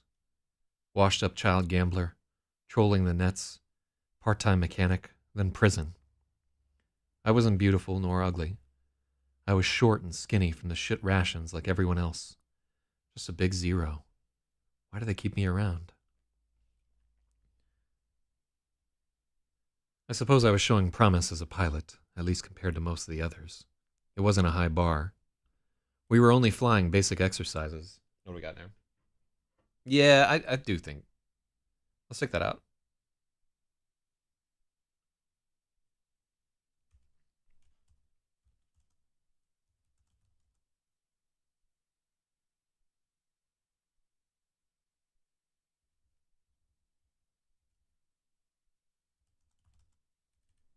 What can we call them?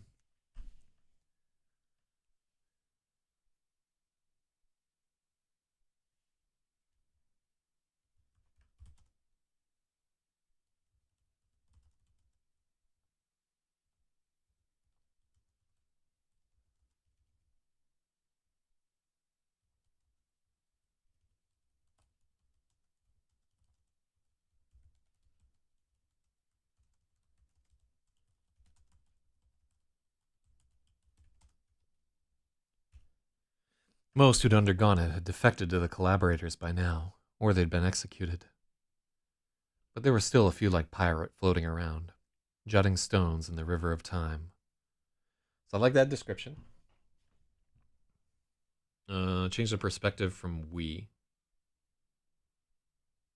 Uh,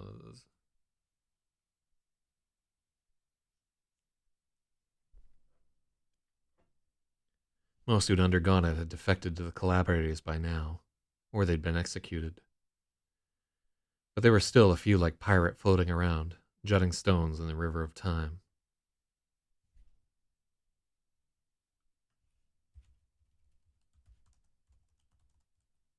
Early in the war, or they'd been executed. I like that. That's a little better. Most who'd undergone it had defected to the collaborators early in the war, or they'd been executed. Or else they'd been executed. But there were still a few like pirate floating around, jutting stones in the river of time.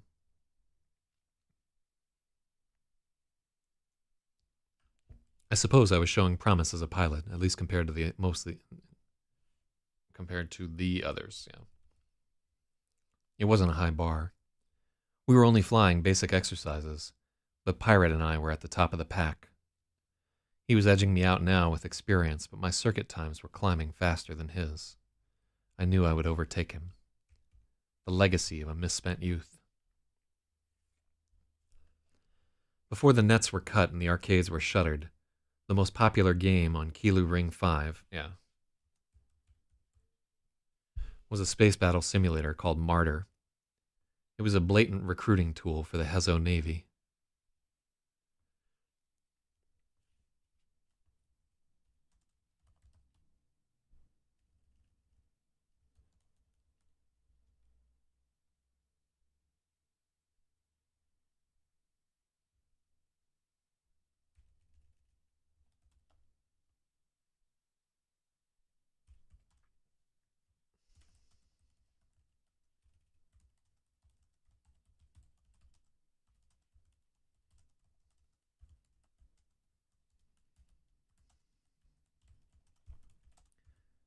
Okay. I'm not sure exactly where the note to change the perspective to we is meant to go there, Spaithiwa. So if I'm missing it, let me know. Oh, we called the people who undergone it. Yeah, it was just cutting that. I just cut that shit out entirely. Okay. Before the nets were cut and the arcades were shuttered, the most popular game on Kilo Ring 5 was a space battle simulator named Martyr. Oh, that's a long ass sentence.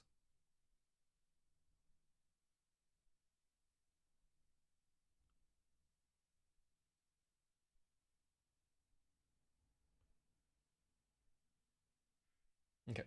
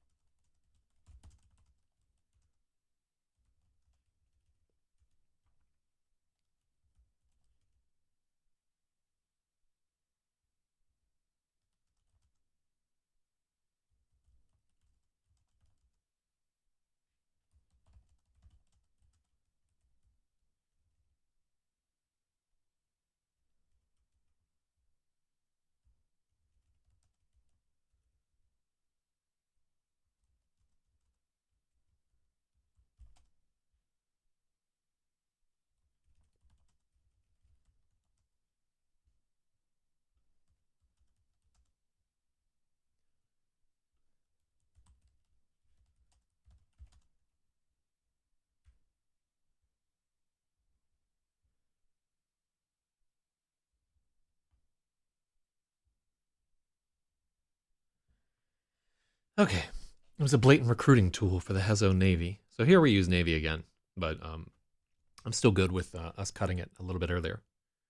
They set the consoles up in the poorest halves of Ring 5, which was by far the worst of Kilo's 8 artificial rings.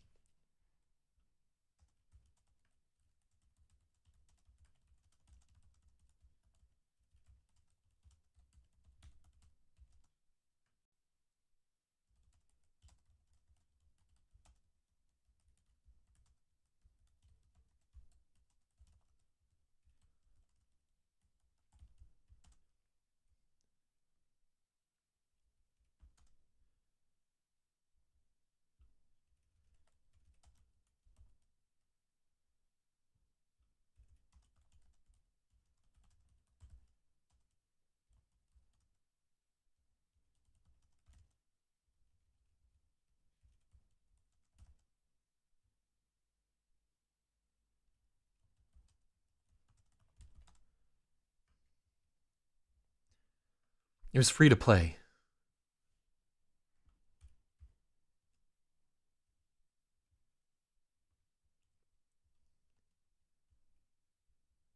It was free to play. The graphics were incredible. You strapped into a special gyroscopic isolation pod that let you feel every shot.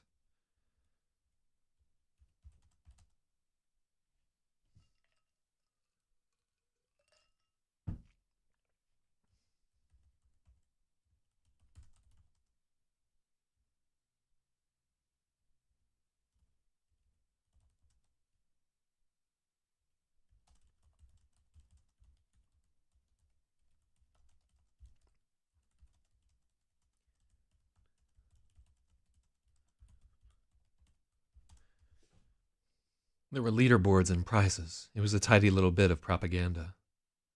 The joke was, if you did too well in a game, you would open the hatch and find a recruiter waiting for you. Comma. The joke was, comma, if you did too well in a game, you would open the hatch and find a recruiter waiting for you. It wasn't a joke. Once, when I was 11, I tried to run with the big dogs in a free-for-all death match that had a couple of tournament guys in it.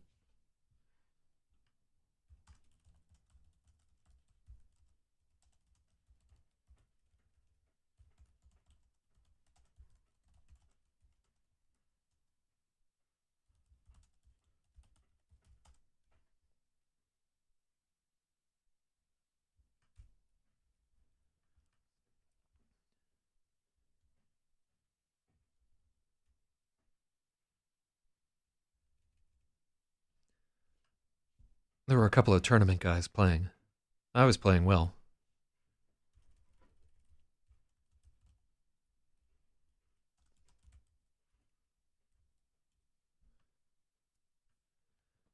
I was doing well at first, but it didn't matter. A bit it didn't matter.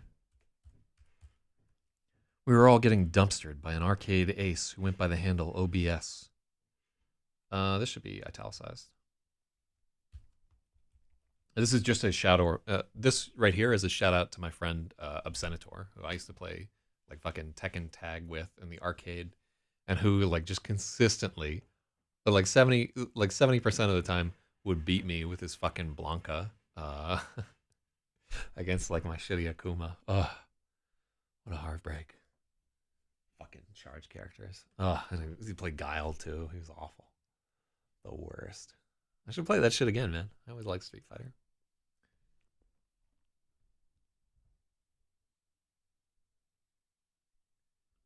I was doing well at first, but it didn't matter.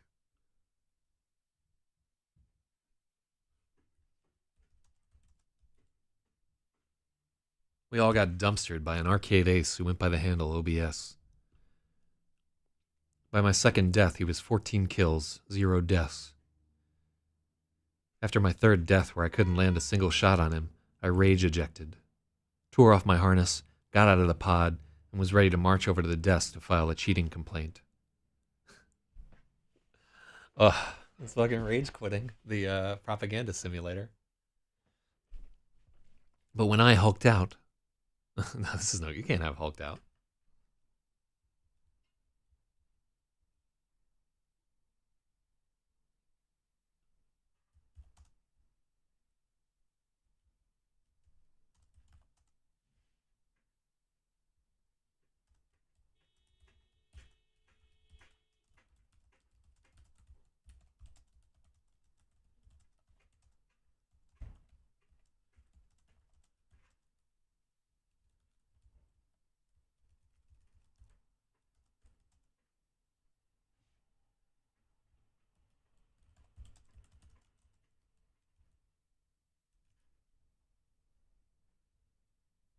Where's the 11 part?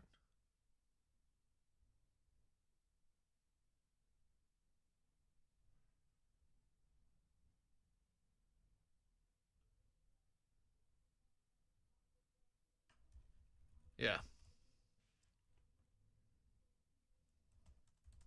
When I was 10 or 11, I tried to... There we go.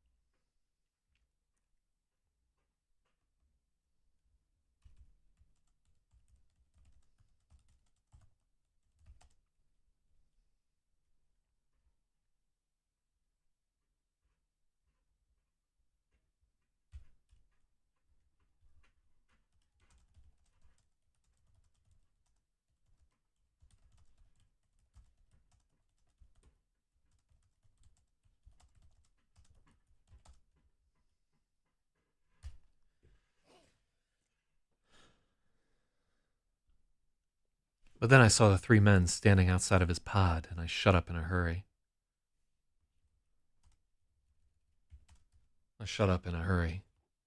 On the overhead display, it was flashing the final score, 23-0. OBS was all smiles when he emerged. Then he saw the Navy guys waiting for him. Guys is not capitalized.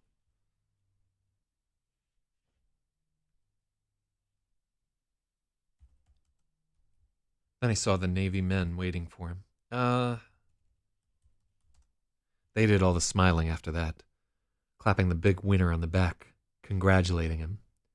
They led him away, and it was clear he had no choice in the matter.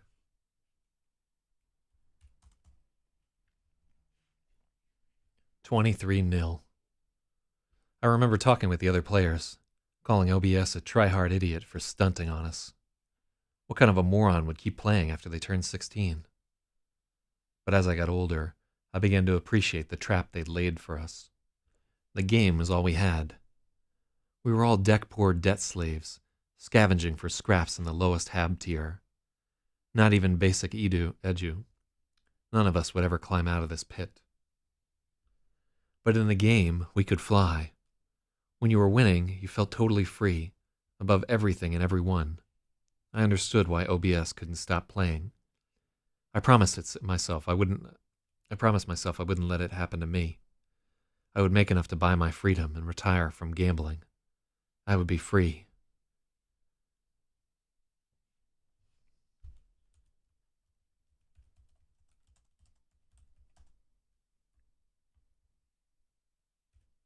Look at me now. I stretched out my hands to the crimson emptiness.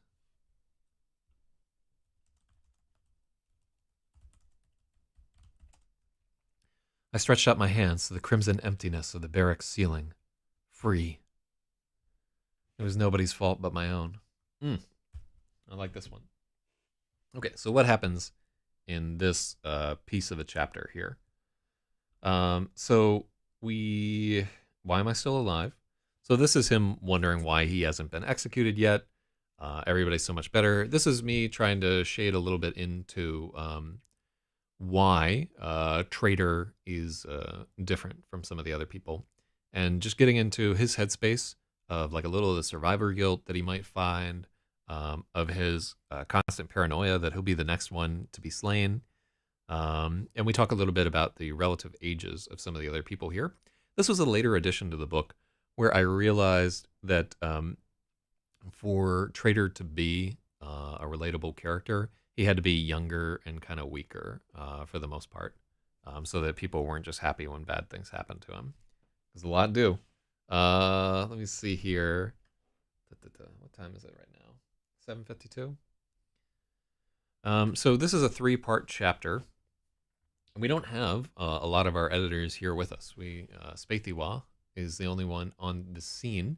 So we may call a stop to it here. I think we made good progress on that, whatever. We didn't get a lot of words today. We've only been editing for 34 minutes. Fuck that. No, we're doing another chapter. Yeah, I'm not going to call it quits at 34 minutes. I mean, he spent like an hour fucking around with the other thing. But, what do we got total? 6:9. Yeah, so we started at 6:19 a.m. So we actually spent quite a while working on that letter. But just the same, like, let's try and get through the next part of Silhouettes, because it really is a fun chapter. I just wish Logic could be here for this guy. He would like that. He would like some of this shit. All right, simpletons. Time to play Name That Plane. The other inmates flinched, hunching their shoulders and shrinking into themselves. Silhouette training tended to end in vicious beatings, but not for me. In the classroom, we were only accountable for our own stupidity.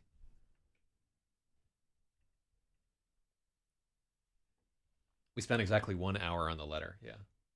Theories for why he's still alive. 1, being fattened up for space Thanksgiving. 2, will be donated to science.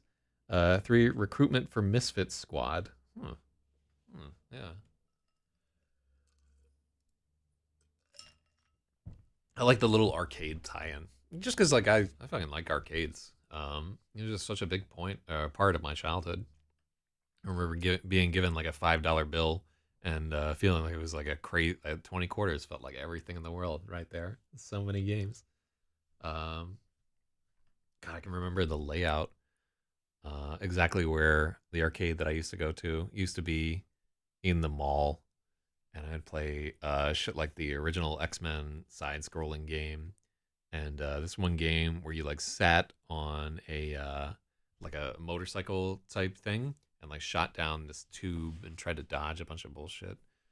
And yeah, those are some of like the God, I can almost remember like where if I sit and think about it, I can remember like where each of the pinball machine. I think they had a Black Knight machine, which I later became like really really good at. Whew. We spent an hour on that letter and we're not even close to done. Like I gotta do another revision of it. But let's get back to here and not. But anyhow, like I think this is okay. Like the idea of them having like a simulator game and using it to recruit people, and it's like a big trap and everything. I like that. It's kind of like sinister, and I like that the kids can't stop fucking playing it. Like they're older than 16, or like I shouldn't be doing this. And like the image of the three guys standing outside and they're all smiles and everything. I really dig that. It goes a little bit into like showing what the Hezo is all about, and also we need to justify like why he's a good pilot, like out of nowhere. And I mean, like one, he's got like kid reflexes and so forth, but I think it sets kind of the stage for some of the stuff that's going to happen, and gets into like he's interested in planes. He's like almost like autistically obsessed with spacecraft, so it is the kind of thing that he would go for. And I like this part here where I promised myself I wouldn't let it happen to me. I would make enough to buy my freedom and retire from gambling. I would be free. Look at me now. I stretched out my hands to the crimson emptiness of the barracks ceiling. Free. It was nobody's fault but my own. Love that. Oh, wait. I think you got a... you need 2 points, actually. So... got that one right there. And I have to wait a second before it'll let me do another one. There we go.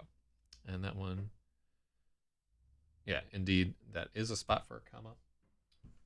Did you get both points? You're at 31. Looks right. I only see one Spathy++, though.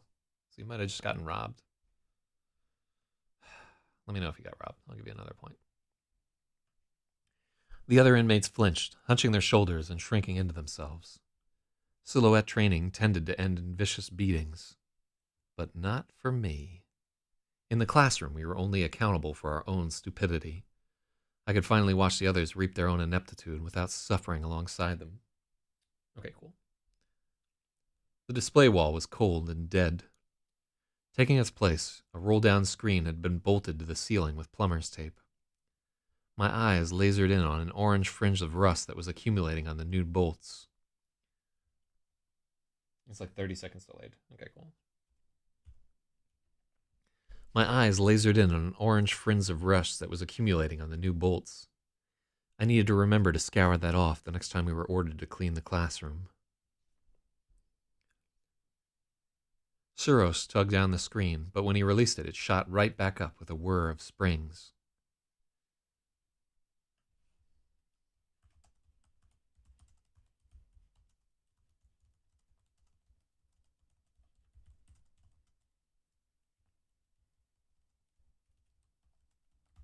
He exhaled sharply through his nose and pulled the screen down again. This time... and then we need a comma and released it.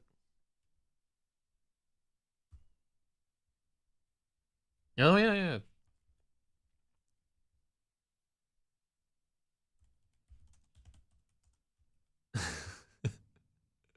I'd like... yeah, usually ended is better there. All right. Oh, that's better. Load, remember that conversation? Oh, no, did you take caffeine and fucking Adderall? Oh, my God. Oh, I could have told you that. That shit. Oh, there's nothing you can do. Try to take some milk to settle your stomach a little bit. And throw up now if you can. You're not going to get it all out. Most of it's been metabolized, but yeah, throw up now if you can. Make sure you're getting plenty of water in you because you'll get dehydrated pretty easily. And you're in for a rough 6 hours. Sorry.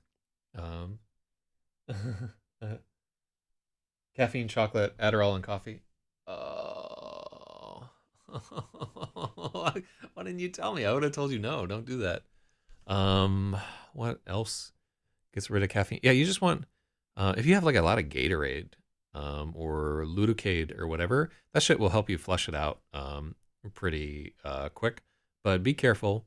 You're not going to die for the most part. Your heart's just going to race. You're going to be okay. But I'm sorry. I tried to warn you. Oh, you'll be okay? Yeah. I can say that in an hour. That shit is going to be painful. Don't mix your stimulants, kids. It's never a good idea. Remove the necessary in and training. Yeah, indeed I did.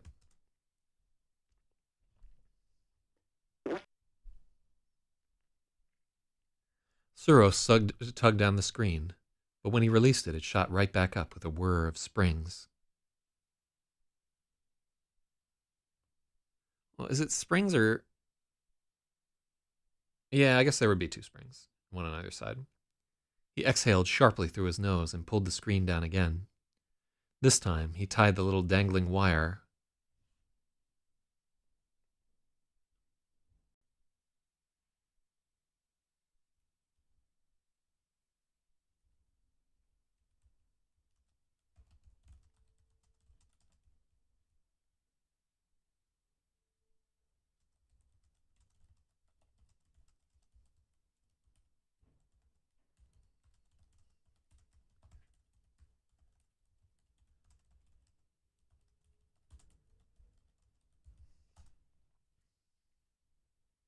It's time to solve P versus NP. Oh shit. He's on some what that pie movie type shit. Just don't drill into your fucking brain. Well, you're gonna be feeling like it. Okay, so I like this little detail here. And let's just make sure that it's well written.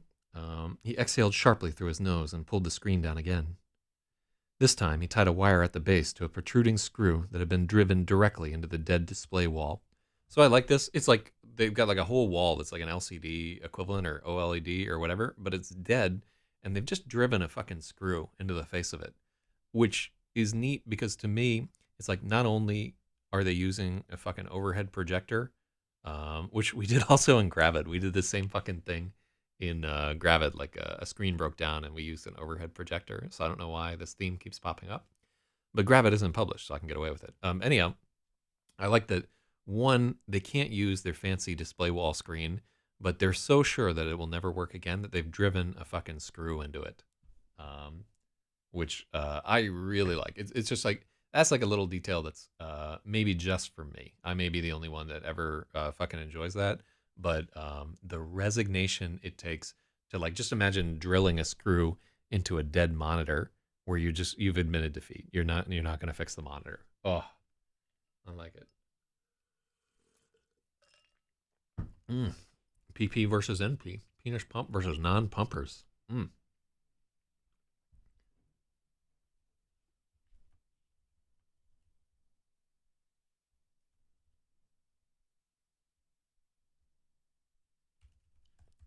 From his snort, I knew Suros had ordered a subordinate to fix the latching mechanism, and they had failed.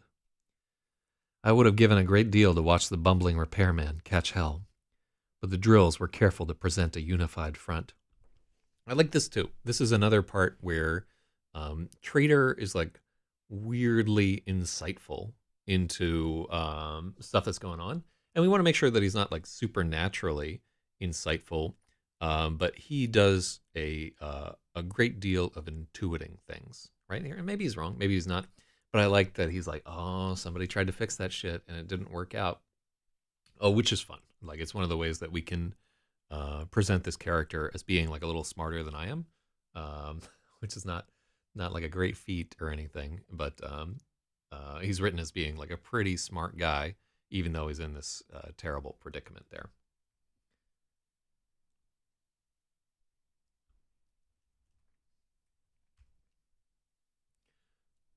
The drills were careful to present a unified front, but I knew the truth.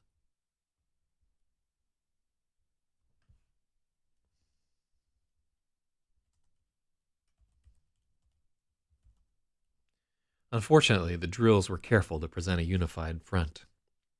Oh,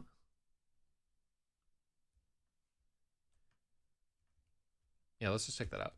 The drills were careful to present a unified front, but I knew the truth. I could sometimes hear them bellowing at each other through the vents, like the lowing of distant beasts. I like that. And there were like,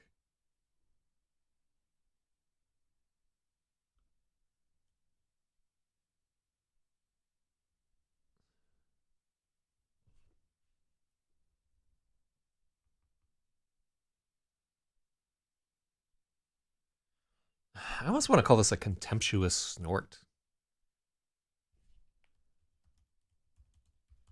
Yeah, I like that. And that's a good that there. Normally we don't want to have that's. What work is that doing in this sentence? From his contemptuous snort, I knew that Suros had ordered a subordinate to fix the lack. From his contemptuous snort, I knew Suros had ordered a subordinate. Yeah, that we need like a little space, and that normally you always take the word that out of everything, but I think this is a good that, which is hard. Uh, from his contemptuous snort, I knew that Suros had ordered a subordinate to fix the latching mechanism, and they had failed. I like that.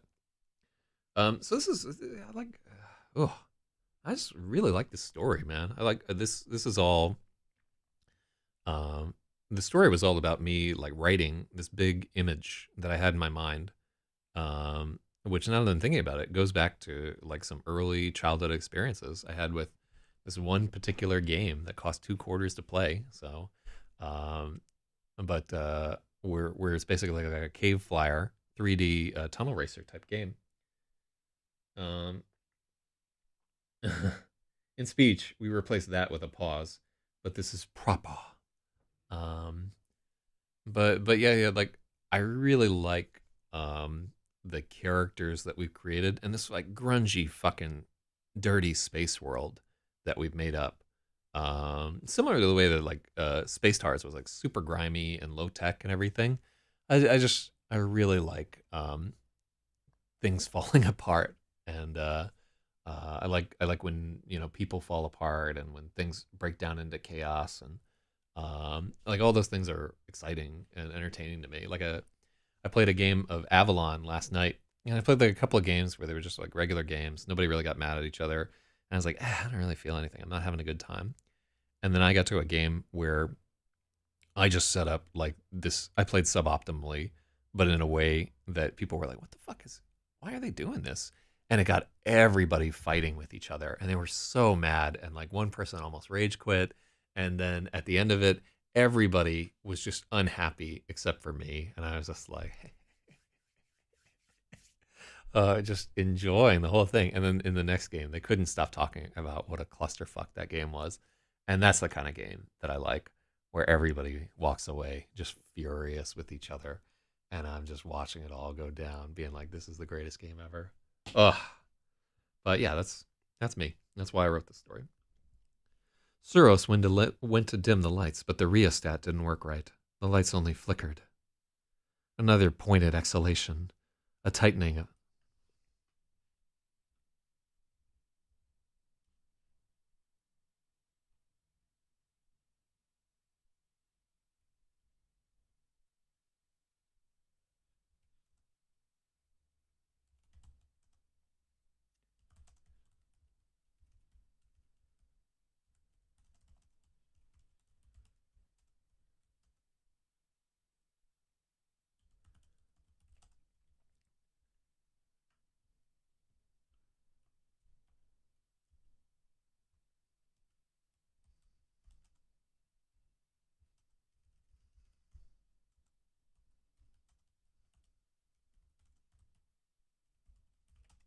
Another pointed exhalation came.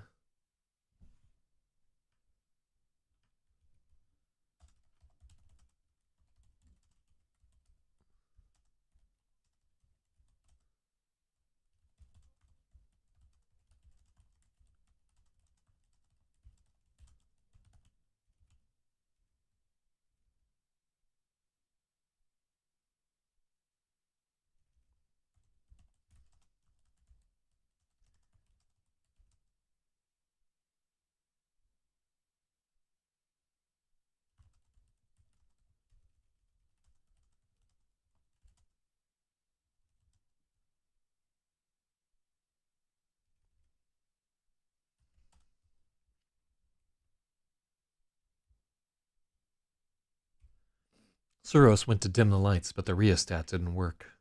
The lights only flickered. Another snort. Suros' jaw muscles bulged.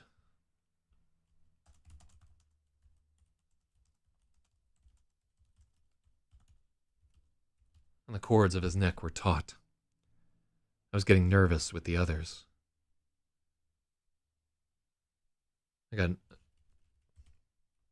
got nervous. Yeah, that's better.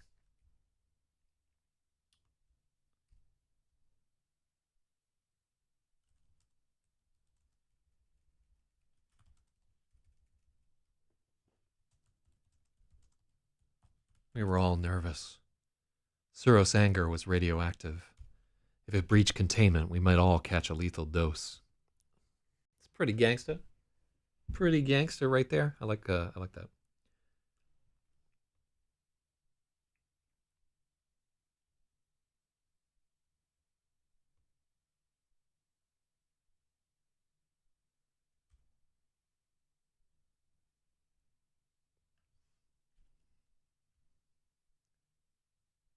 XEROS whipped out a clasp knife. The blade extended with a loud click. My hair stood on end.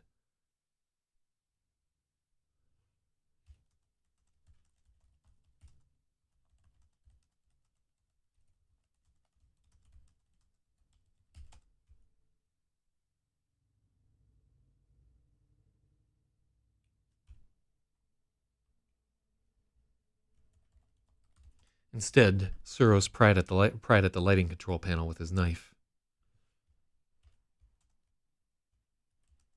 He yanked it loose from the wall and then with a snick, cast the room into darkness.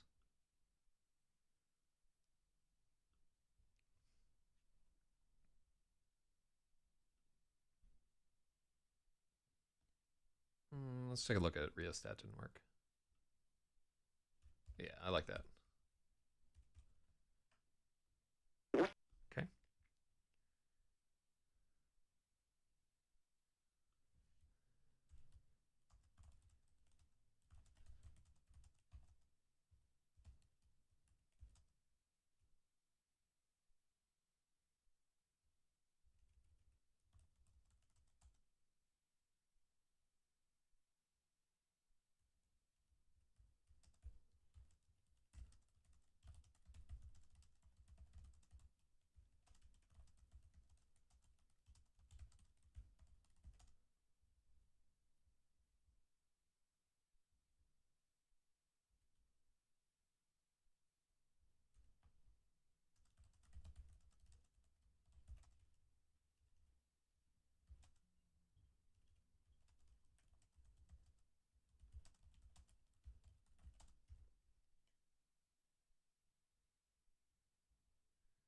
Do I want to make this active rung taut? No, rung doesn't.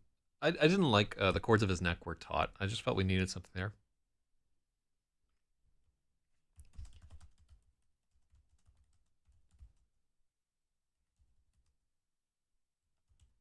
Stood taut. Uh, I want something like they're like steel cables. What's that like? You remember that bridge that we were talking about where it was all fucking topsy turvy and everything?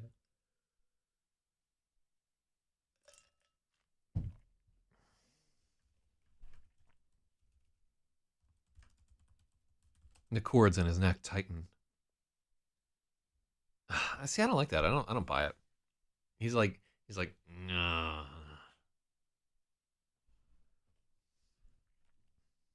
Yeah, they like become prominent.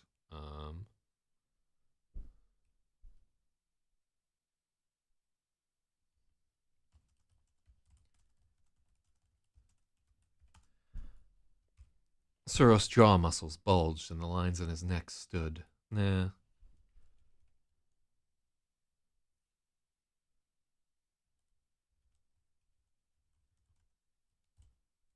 And the lines on his neck were taut.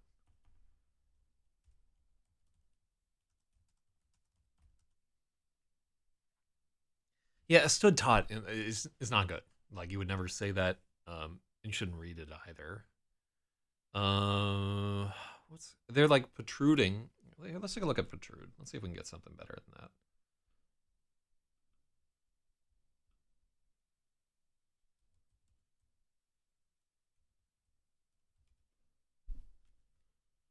So we did bulge for his. Hmm.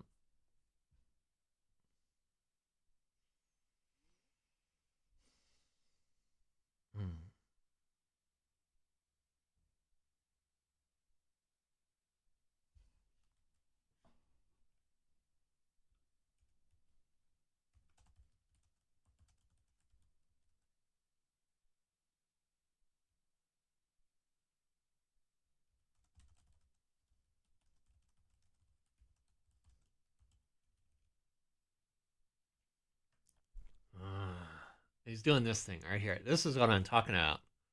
Um,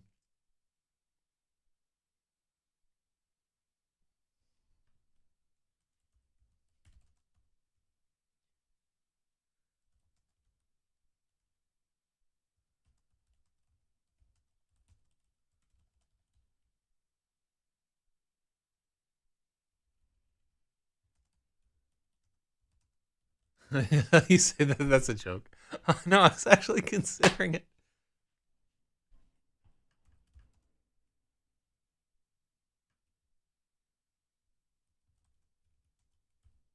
No, I like Grutot was. I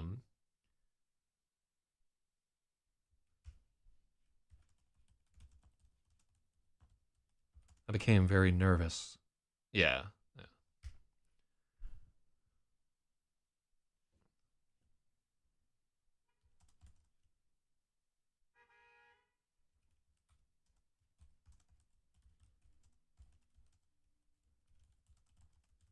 I was very nervous, and so were the others.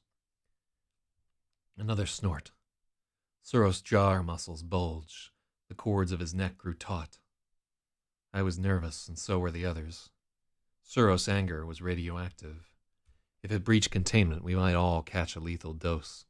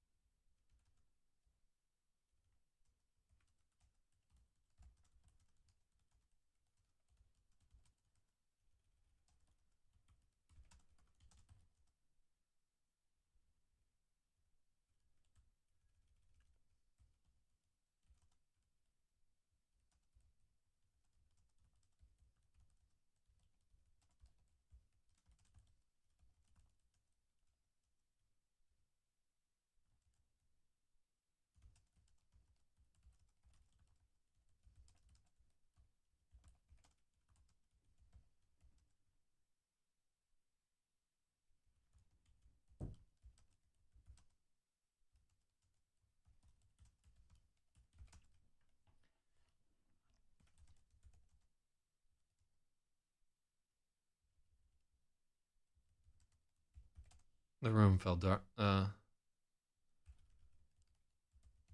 classroom fell dark. Are we casting it into swole tot? I mean, no. It is like it's a decent word. There, it's just let's. We're already so far over our homoeroticism quota that I don't even know what we're gonna do.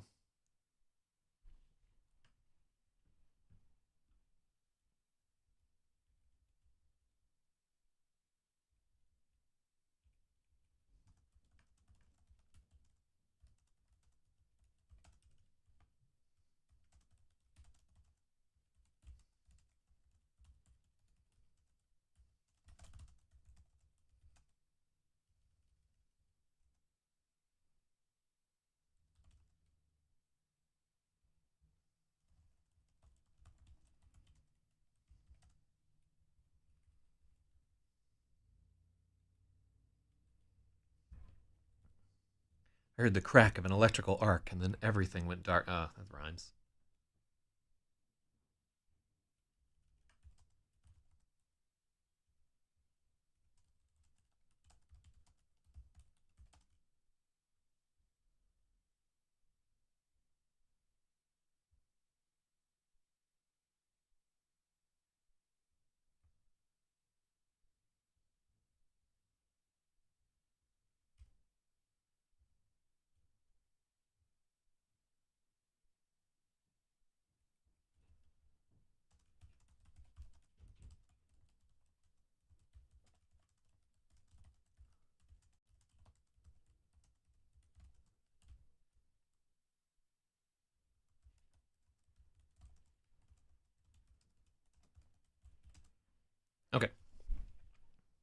There was a loud click as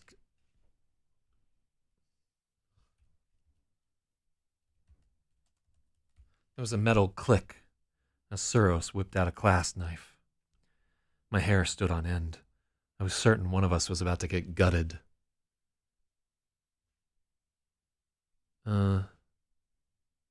Get gutted was about to be gutted. No, get gutted. Instead, XEROS pried off the lighting control panel with the blade of it.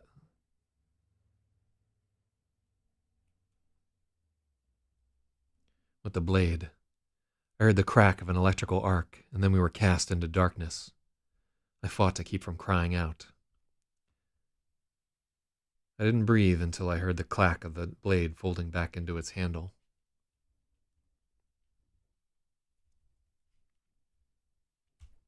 Boots drummed across the darkened deck. A switch was flicked, and I heard the fan.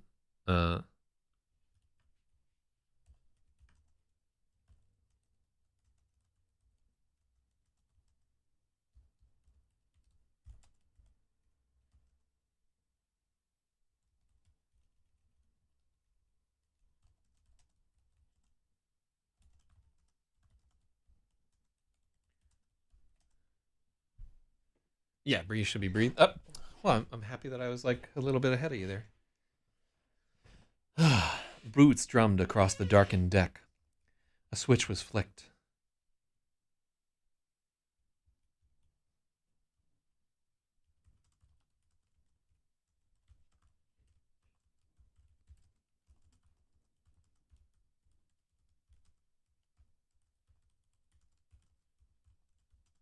Did we use whir with springs earlier?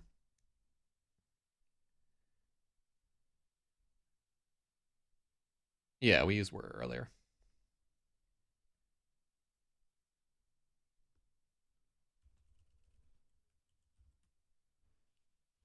The projector's fan rattled and spun to life.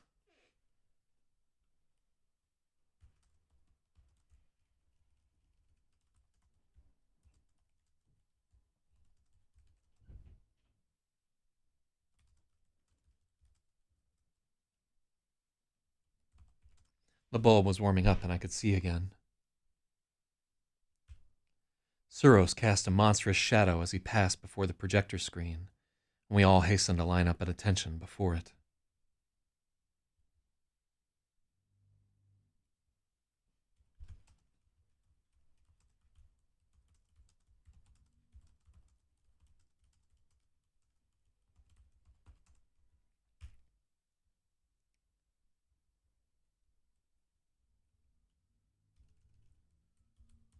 XEROS flipped the first transparency on the glass, then turned the knob. The silhouette of a spacecraft came into sharp focus. I recognized it immediately. A Clab SOCC. Pirate, identify. Pirate hesitated. My stomach was in free fall.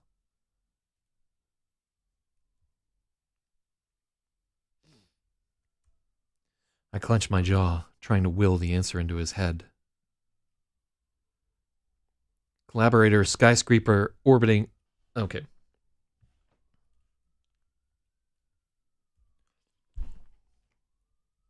Collaborator skysweeper orbital cleaning craft, sir, Pirate barked. What's the tonnage? XEROS pressed. No answer, sir. Whap! XEROS slapped him on the back of the neck.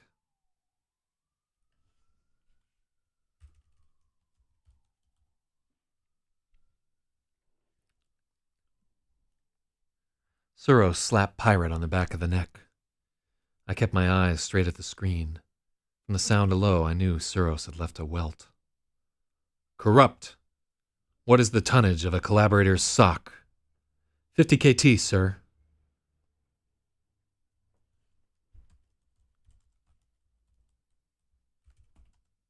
Corrupt answered.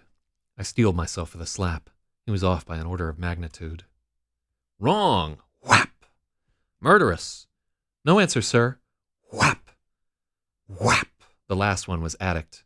XEROS clocked him without even bothering to ask the question. Of course, they didn't know. We had no reason to know.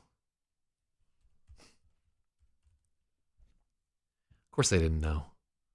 We had no reason to know. The sock wasn't even a military craft. But for whatever reason, XEROS was adamant we'd be able to identify every ship in the known universe within seconds. It made me wonder what in DU our mission could be.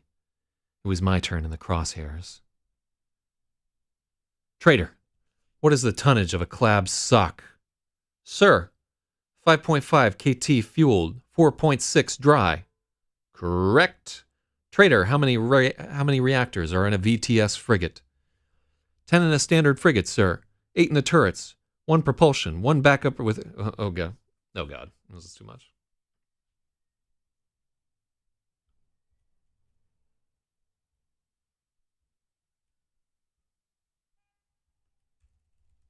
Eight turrets, 1 propulsion.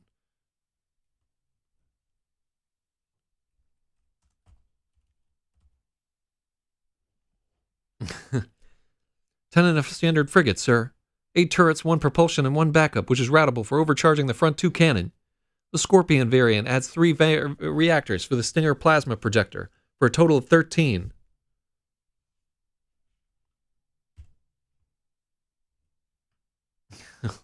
Who's getting scorfed up here? All right, this is a fucking mouthful here. I like where he's getting. 10 in a standard frigate, sir. 8 turrets, 1 propulsion, and 1 backup. Yeah, let's check this out.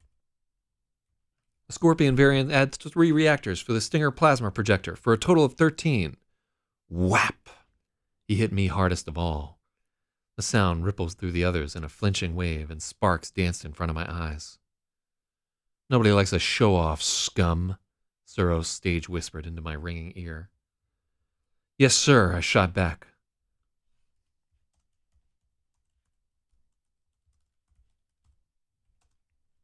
My cheeks were ablaze. The others didn't understand that for me, this was a reward. It hurt so good. I could feel the welt rising. Yeah.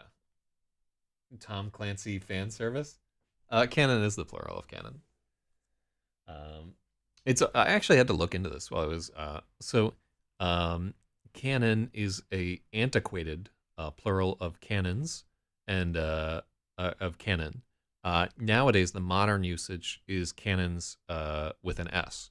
But previously, it used to be canon, and there was like a dip around, I think, the engram is like a dip around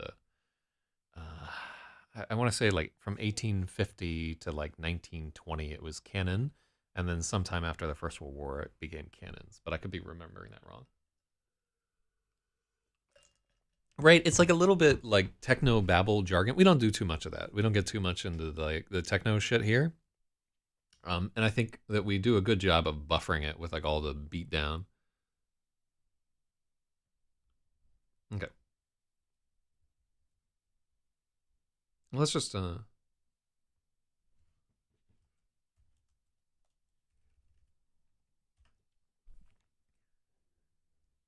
With boot steps as regular as a metronome, XEROS returned to the projector. There was a tall stack of transparencies to plow through. Multiple angles, partial occlusion, colored diagrams.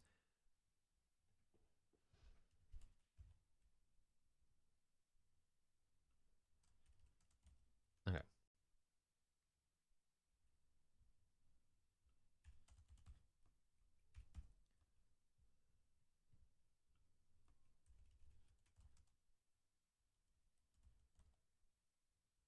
The questions were coming fast and furious today, and the reprisals were more vicious than normal.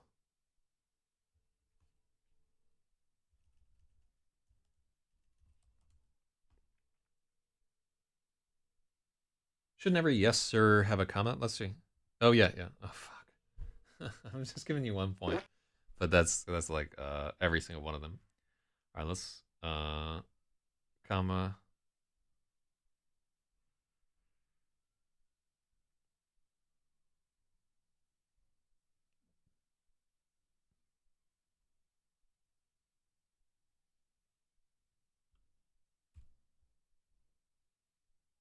Okay, I think that's the only one where we do yes sir. But yes, each yes sir should have a comma, which we learned in Space Tards. With bootsteps as regular as a metronome, XEROS returned to the projector. There was a tall stack of transparencies to plow through, with multiple angles, partial occlusion, and colored diagrams. The question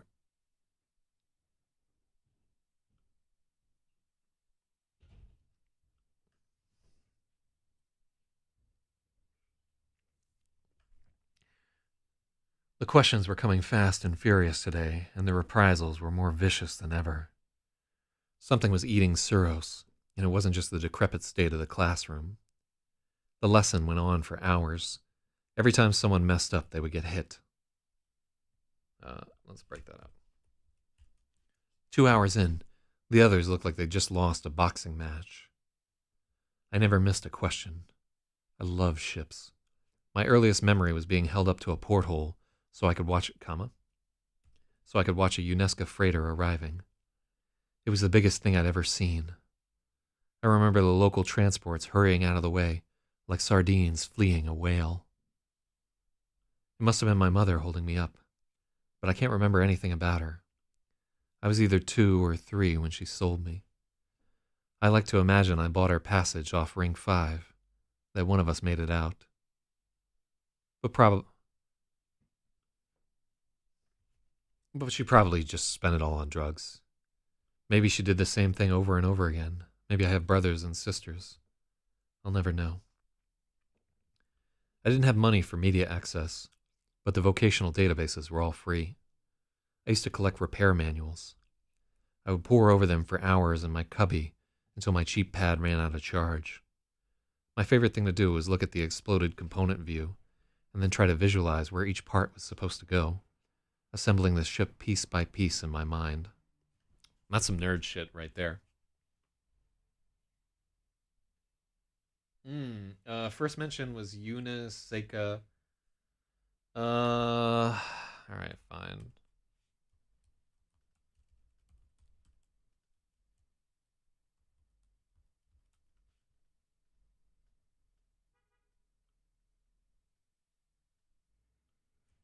Okay.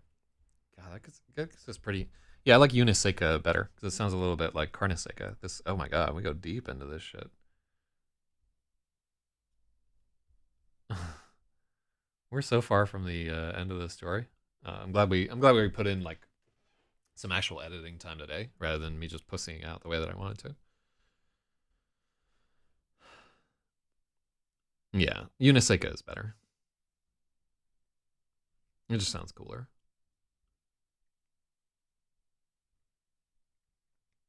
My favorite thing to do was look at the exploded component view, then try to visualize where each part was supposed to go.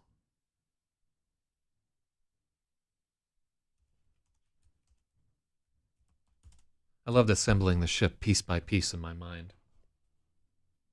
Should not be capitalized in that. Yes, sir. This is, I'm going to give you a point for that, and in a moment I will give you a point for the UNESCO catch. Damn, putting in work today, Spathy.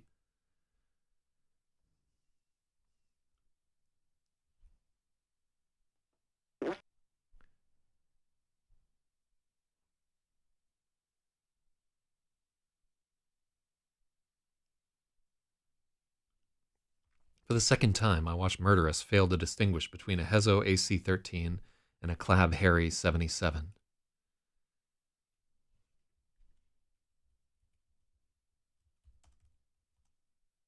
To me, it seemed impossible she could keep screwing this up. And that, to me, is redundant, right? But there's a reason. It's for the structure that comes next. The ships were superficially similar, both long-range scouts, about the same size and shape. But the Harry 77 was autonomous and had no armament. What looked like a canopy bubble was actually a sensor array. Murderous could do the impossible. Yeah. No, that's not better.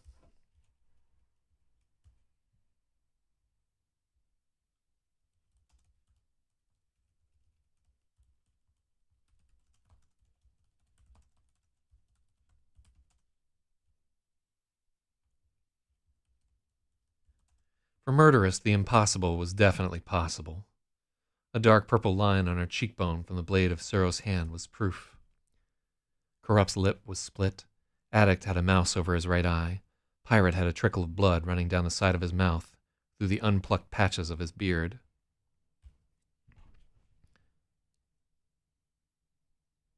Pirate could remember the older ships perfectly, but he was having trouble learning the newer ones.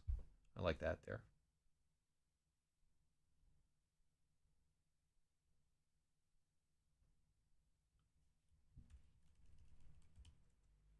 I like that. That's a great change there. Actually, it felt impossible rather than seemed, which is great because we're making it personal here, and he's kind of being like a snide cocksucker um, about this whole thing. It felt impossible that she could. Yeah, exactly. I really like that. That's a good thing, and always we're like trying to center the characters' observations with their sense of self, and that does a really good job of doing that. So I like that change. Um, for Murderous, the impossible was definitely possible. A dark purple line on her cheekbone from the blade of Suros' hand was proof. Hey, he's fucking karate chopping these hoes. Damn. Corrupt's lip was split. Addict had a mouse over his right eye. All right, let's make this a different sentence. Corrupt's lip was split, and Addict had a mouse over his right eye. Pirate had a trickle of blood running down the side of his mouth through the unplucked patches of his beard. Pirate could remember the older ship. He could remember the older ships perfectly, but he was having trouble learning the newer ones. One thing I'd noticed, there were no really new models of collaborator ships. Everything we were looking at was 30 or 40 years old. So for a bit in the beginning of this, and this is something that may come up later, for a bit in this story, like and during the initial writing, I was trying to use orbits in place of years. But ultimately, it's just fucking confusing for a reader. So I'm just going to stick with years. I'm not going to ask them to like play along with some like faggy made up space convention of time because it's just they gain nothing, right? Years are ubiquitous, and it's not like a fantasy world where we're trying to generate whatever. It was just like I'm asking so much from readers already. I don't need them to like come up with a new concept of time. Yeah, like I'll stick with that. I wondered if they'd run out of ideas, or if our ships didn't survive long enough to report on the new models.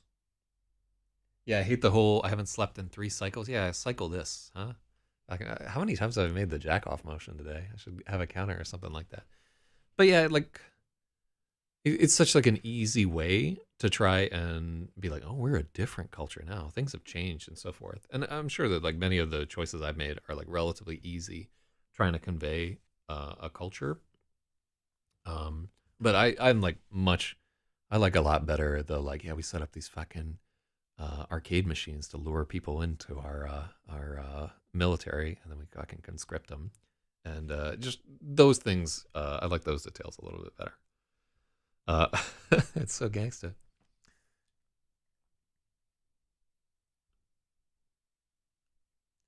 Everything we were looking at was 30 or 40 years old. I wondered if they'd run out of ideas, or if our ships didn't survive long enough to report on the new models.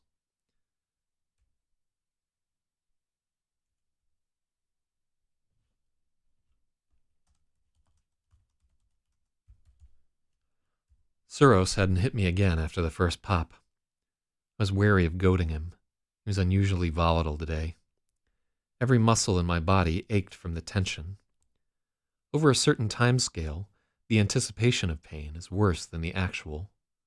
I could enjoy it in the abstract, but it was nothing like the visceral immediacy of a fist in the eye.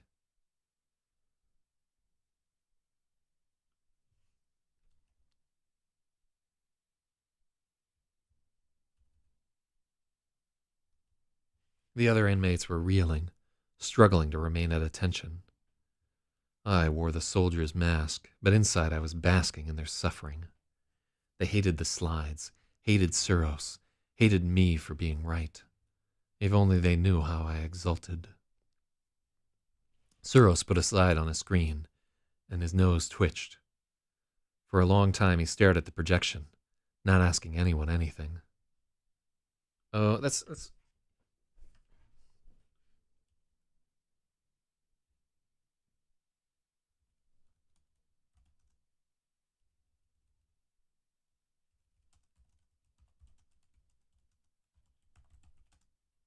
and didn't ask us anything. What the hell was he thinking? Whatever it was couldn't be good. His right hand curled into a fist. He turned his slitted eyes on me. My turn. Traitor, XEROS demanded. Sir, collaborator AGA LAG 81. Roll. Dual roll. Interceptor Harrier, sir. No capital on that, sir. Deployment? Glomer class carrier, sir. All right, carrier is not capitalized. For a long time, comma, he stared. Yeah, let's... Yep, that is a comma.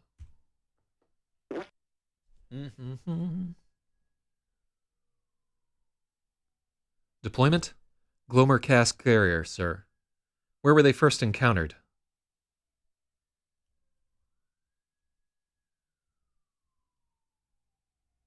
I froze, recognizing the trap.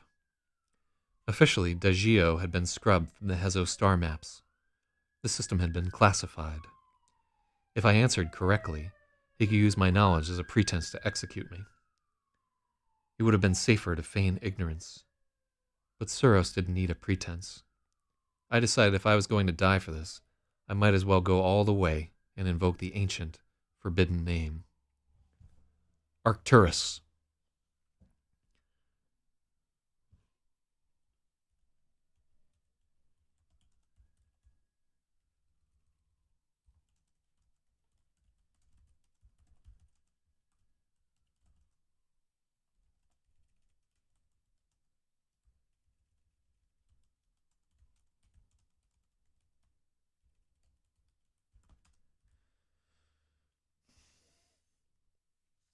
I let my muscles go limp, expecting XEROS to belt me immediately. But he surprised me and kicked me in the back of the knee. I hit the deck hard, and then he was on top of me, howling in my ear. You will address me as Sir, inmate. Yes, sir. No such star exists. Are you clear on that? Yes, sir. He followed up with a wicked kick to my groin. I was croaking and gasping, fighting back the urge to vomit. I couldn't spare the calories. XEROS stood up. In the projector beam, his face gleamed like a golden idol. An angry god, looking down on his creation with infinite disdain. XEROS looked at the wobbly line of inmates, at the light control panel dangling from the wall. At the severed light control panel dangling from the wall. Oh, if it's severed, it can't dangle. At the ruined light control panel dangling from the wall. His eyes lingered on the door, and his lower lip bulged as his tongue swept across his teeth. He turned back to the slide, inhaling deeply through his nostrils. He was making up his mind. Sit, XEROS commanded. The others moved towards the chairs lining the wall. No, on the floor with traitor, like the dogs you are.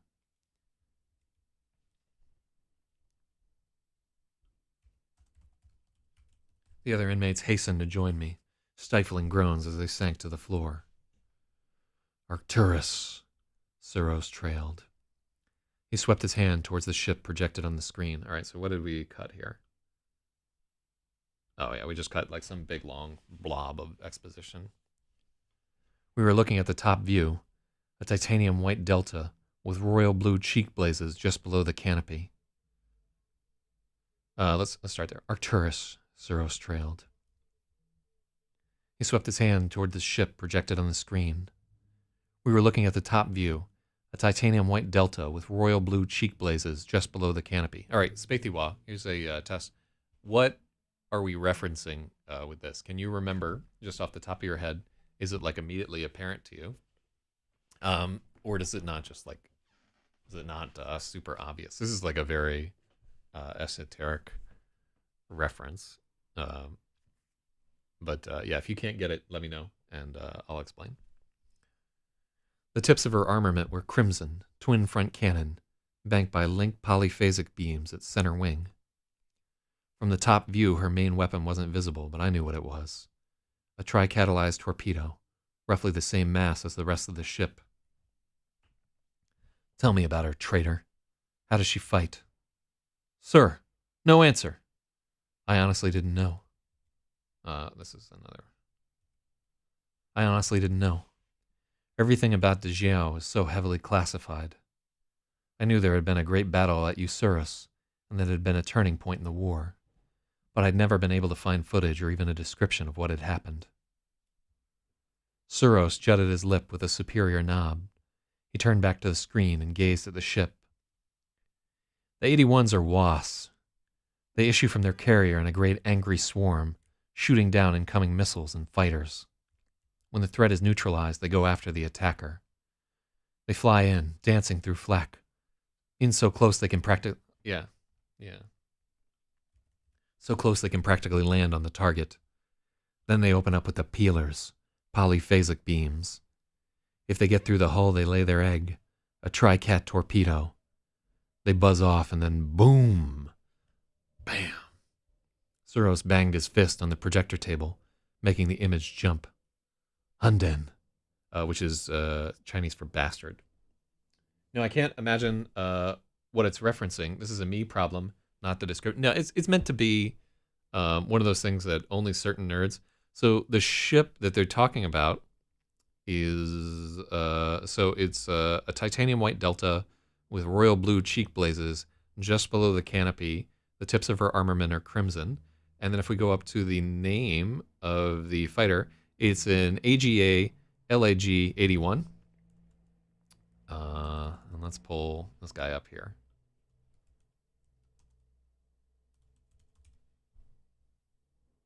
There's this guy right here. It's the ship from Galaga.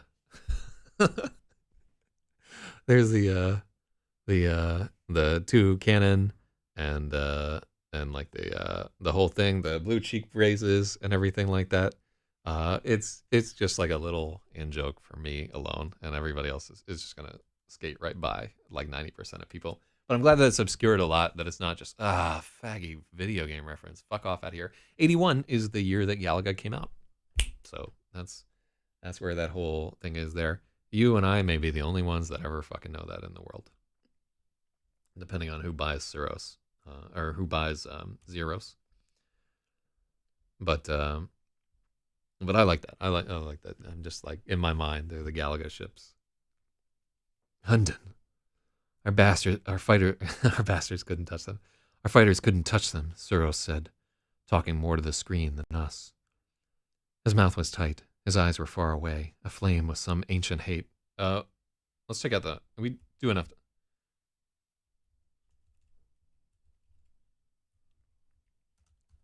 His eyes were far away, aflame with some ancient hate. Finally, he wheeled back on us. Arcturus is named from Arcus, the cursed hunter. He was turned into a bear and then imprisoned in the sky. The gods fixed his constellation above the horizon so he could never taste water again.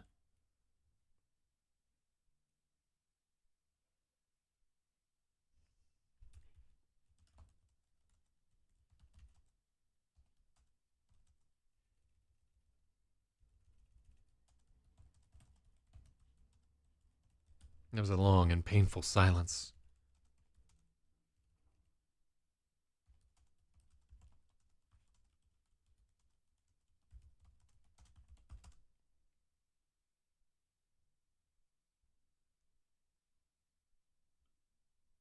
No,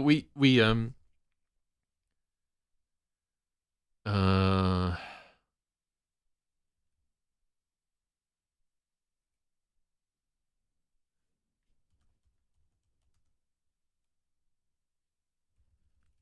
Uh, see, because we do a flame next with some ancient hate right there, and I like the phrase "a flame with some ancient hate."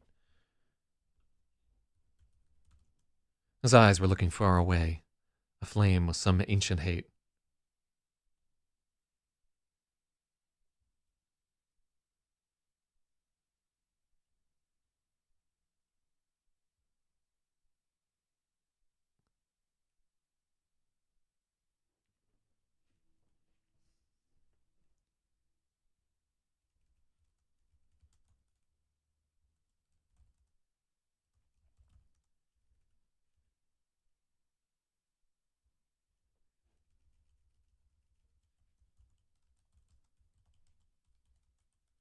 His thoughts were light years away. Can we...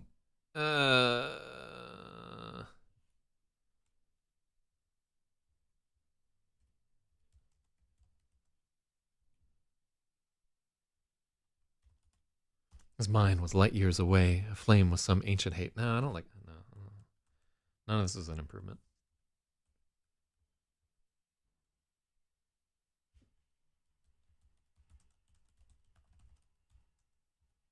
His eyes were focused at something far away, aflame with some ancient hate. That's the best of.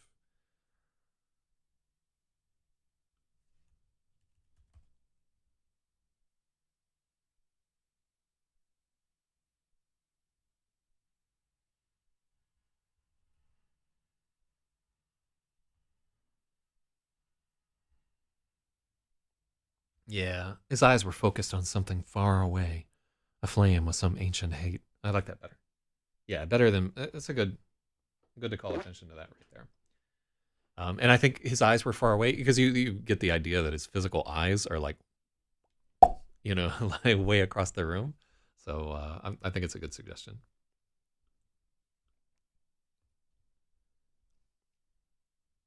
There was a long and silent, painful silence.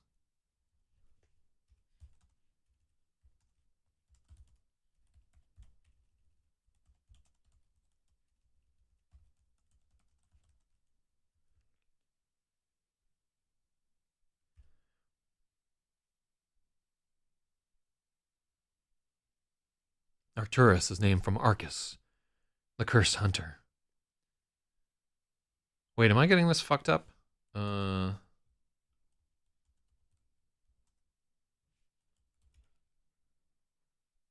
Okay, so yeah, it's Arcturus. But what's the one that... Oh, okay. So Pirate's thing was Tau Ceti. And this is Arcturus. I just wanted to make sure that I wasn't getting the two of them. Oh, shit. Look, it's Gray Block Pizza Hitter in the fucking flesh right there. Good to see you, homeboy. Look at check out our leaderboard right here. Spathywa is just fucking clobbering everybody. He's like almost doubled the edits from Logic right there. God damn. Yeah, I'm glad. I'm glad as hell you're out there and you survived Kong Fusy's onslaught. All right, what do we got here? In fact, nobody has heard from Confusey in a long time. Maybe he was slain by none other than the legendary pizza hitter. All right, what do we got there? None of that shit makes any sense to anybody. By the way, like you're not supposed to understand that if you're listening somewhere later down the line.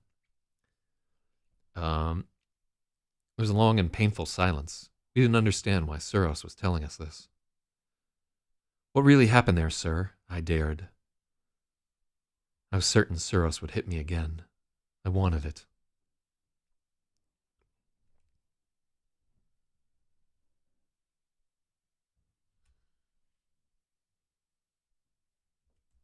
XEROS turned to me. There was something intolerable in his gaze.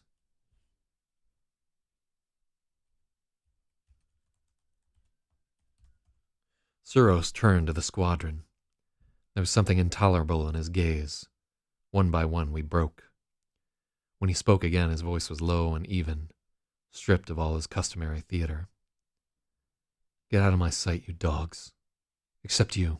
Stay, traitor, XEROS ordered. My heart pounded. XEROS had finally lost it. He was going to strangle me.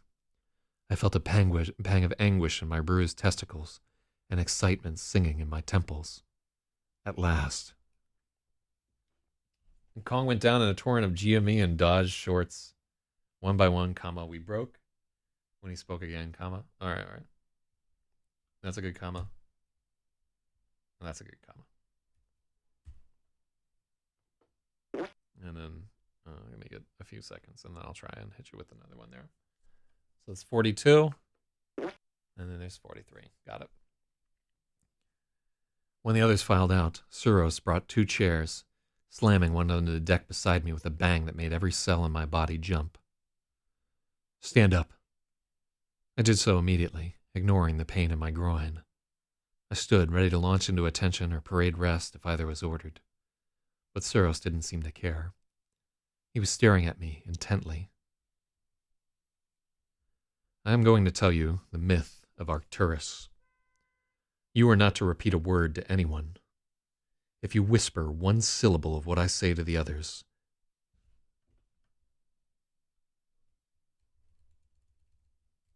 if you whisper one syllable of what I say, you will find yourself cast into the stars.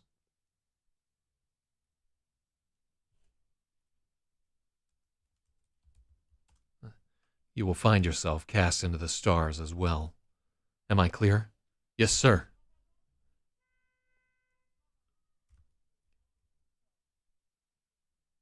My curse is more than thirst, traitor. I will fire up a crucible and make you my vazool. Surely, a freak like you knows the story. Yes, sir. Why do I always capitalize sir there? What the fuck am I doing?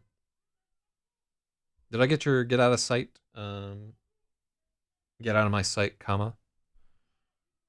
Oh yeah, that's another fucking comma city over here. My curse is more than just thirst, traitor. Sounds like he's a fucking Brondo ad. I will fire up a crucible and make you my vazool. Surely a freak like you knows the story. Yes, sir. Refresh my memory, inmate. Shout out anybody, like show of hands, does anybody listening to this right now know what I mean when I reference vazool? This is another like kind of weird and esoteric thing.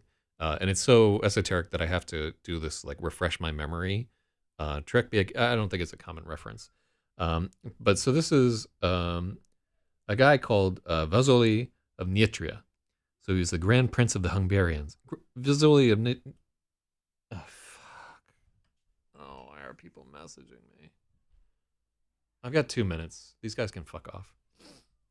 Grand Prince of the Hungarians. Abducted by his cousin, King Stephen I. Abasinated and deafened with molten lead so he would be unfit to rule. Died in 1032. Excellent, inmate. But believe me, that's only the appetizer. You won't see the airlock for day.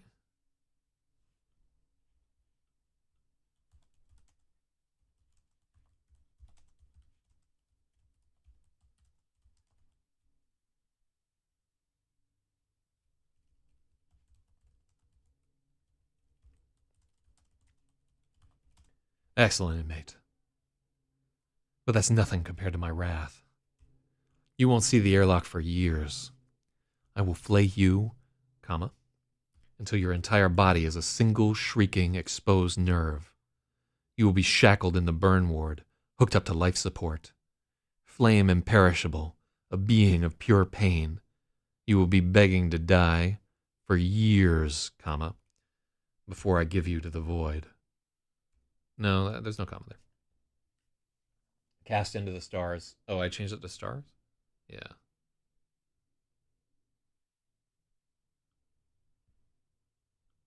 Yeah, that's a good one.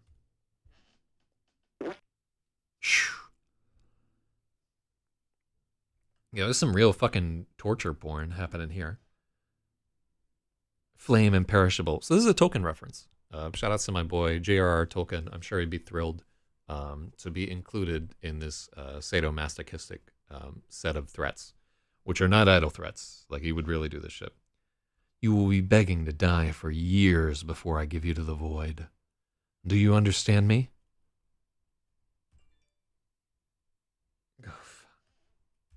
Yes, sir, I replied. I was trying not to wince from the swelling pain in my crotch. XEROS was a hell of a drill. He had every hair on my body standing at attention. So this is like a little roundabout way of saying that Traitor is getting off on this creepy shit. Disagree, after flay you. Yeah. Oh, yeah, that doesn't belong there. It's just late in the game. I'm like, we've been going for like 3 hours, and my voice is giving out. XEROS took the chair beside the projector. We sat facing the screen as if we were watching a movie together. As he told the story, XEROS would throw a transparency on the screen whenever he mentioned a ship, pointing out the strengths and weaknesses of each. He knew the idiosyncrasies of each design and tactics. He told me the idiosyncrasies of each design, the tactics he's seen each employ. I drank in every word.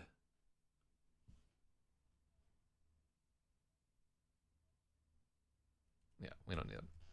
With me, XEROS could get into a level of detail that would have been wasted on the others. All the information I'd been able to amass as a civilian was just a thin outline before XEROS encyclopedic knowledge. Oh, that.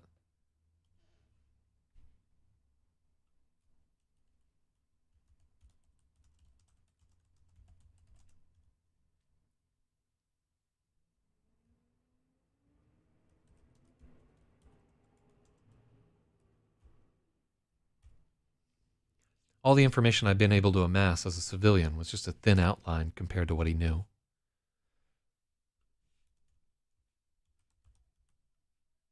XEROS spoke as if he'd fought with or against nearly every ship that had flown for the last century. Perhaps he had. He knew far more than a sergeant had any right to.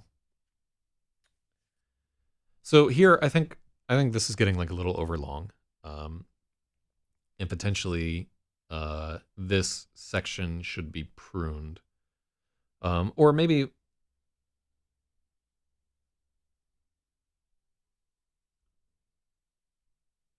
Yeah, you know what we'll do is we'll just pap, pap, pap.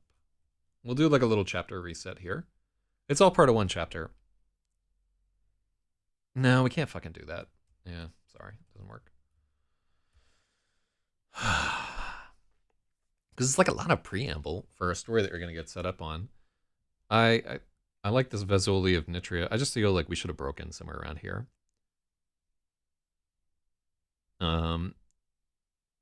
So this is like around where it would be. It was a long story and I loved it. While the rest of the slight scrubbed toilets, I reveled in the legend of Arcturus. It was as if XEROS had written this tale just for me. It had everything I wanted. Spaceships, secrets, history, hubris, human misery. The best part was the oath of secrecy. With every breath, I could feel the absolute suffering looming over me, like an executioner's axe. I felt so alive and so afraid. The threat to flay me was no bluff. XEROS was the devil himself. There was a mocking gleam in his eyes. He knew exactly how my gears turned.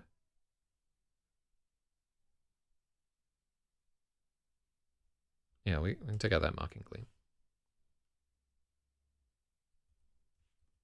He knew exactly how my gears turned, and he would wind them until something snapped.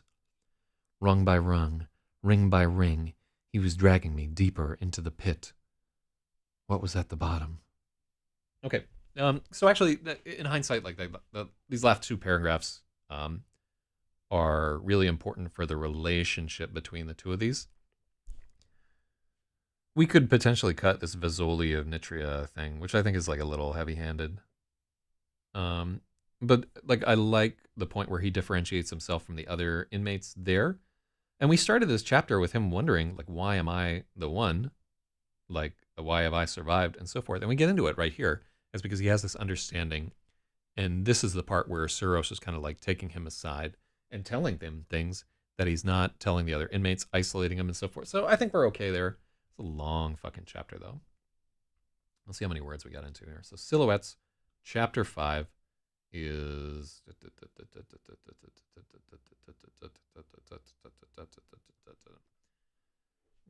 I like the, all right, inmates, time to play Name That Plane. I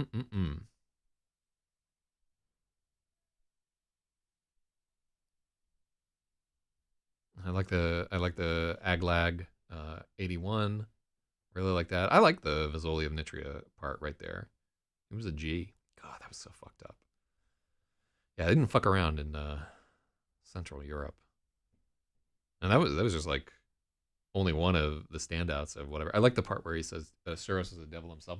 A big fucking chapter. So we edited for 1 hour and 46 minutes and 50, so 147 here is what I've got.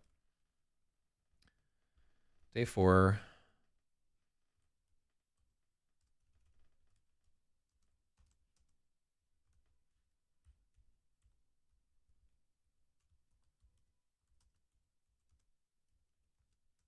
And then we got 3410.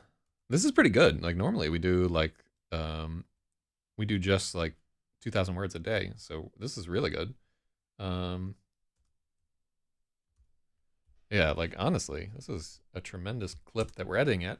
Like maybe like the writing's a little bit better. And again, like we're not as fixated on turning out like the crowning triumph of my life or whatever. We already did that. So now we can just write this book. It's not meant to be the greatest book, but it's meant to be a good book.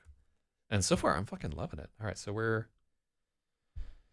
chapter 5. So it looks like we're about 20% through this book in, we've been editing this for 4 days. So, if we keep up at this clip. All right, so here the next chapter is written in XEROS' voice, and it tells this whole legend of Arcturus thing here. It's long, too. It's like going to be a big-ass chapter. It'll probably take us like 2 or 3 days to plow through it here. And we got to keep them in mind, like, are we losing people's attention and so forth.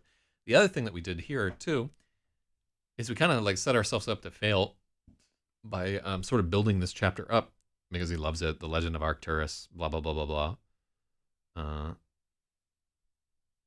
So anyhow, it's a departure from your other stuff here.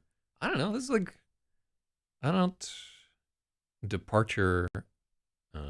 Do you mean like a bad departure or a good? It's different for sure, but I like it so far. What's it like? It's like a little bit edgy, I guess. A little bit more edgy than so. I mean, all this stuff is pretty dark, but this one definitely, in a prison and so forth. But yeah, like I didn't want to write something that was like all the other stuff I had written. Obviously, there. I wonder what like what was I reading at the time where I was coming up with this idea?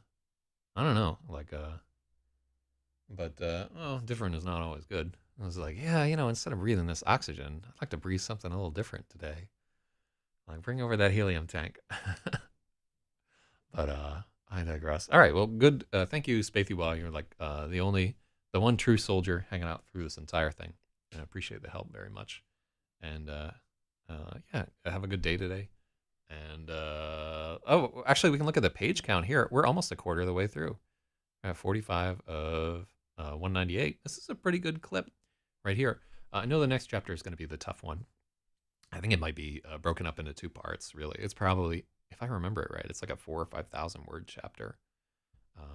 So that may take a couple of days, but we're going to get it.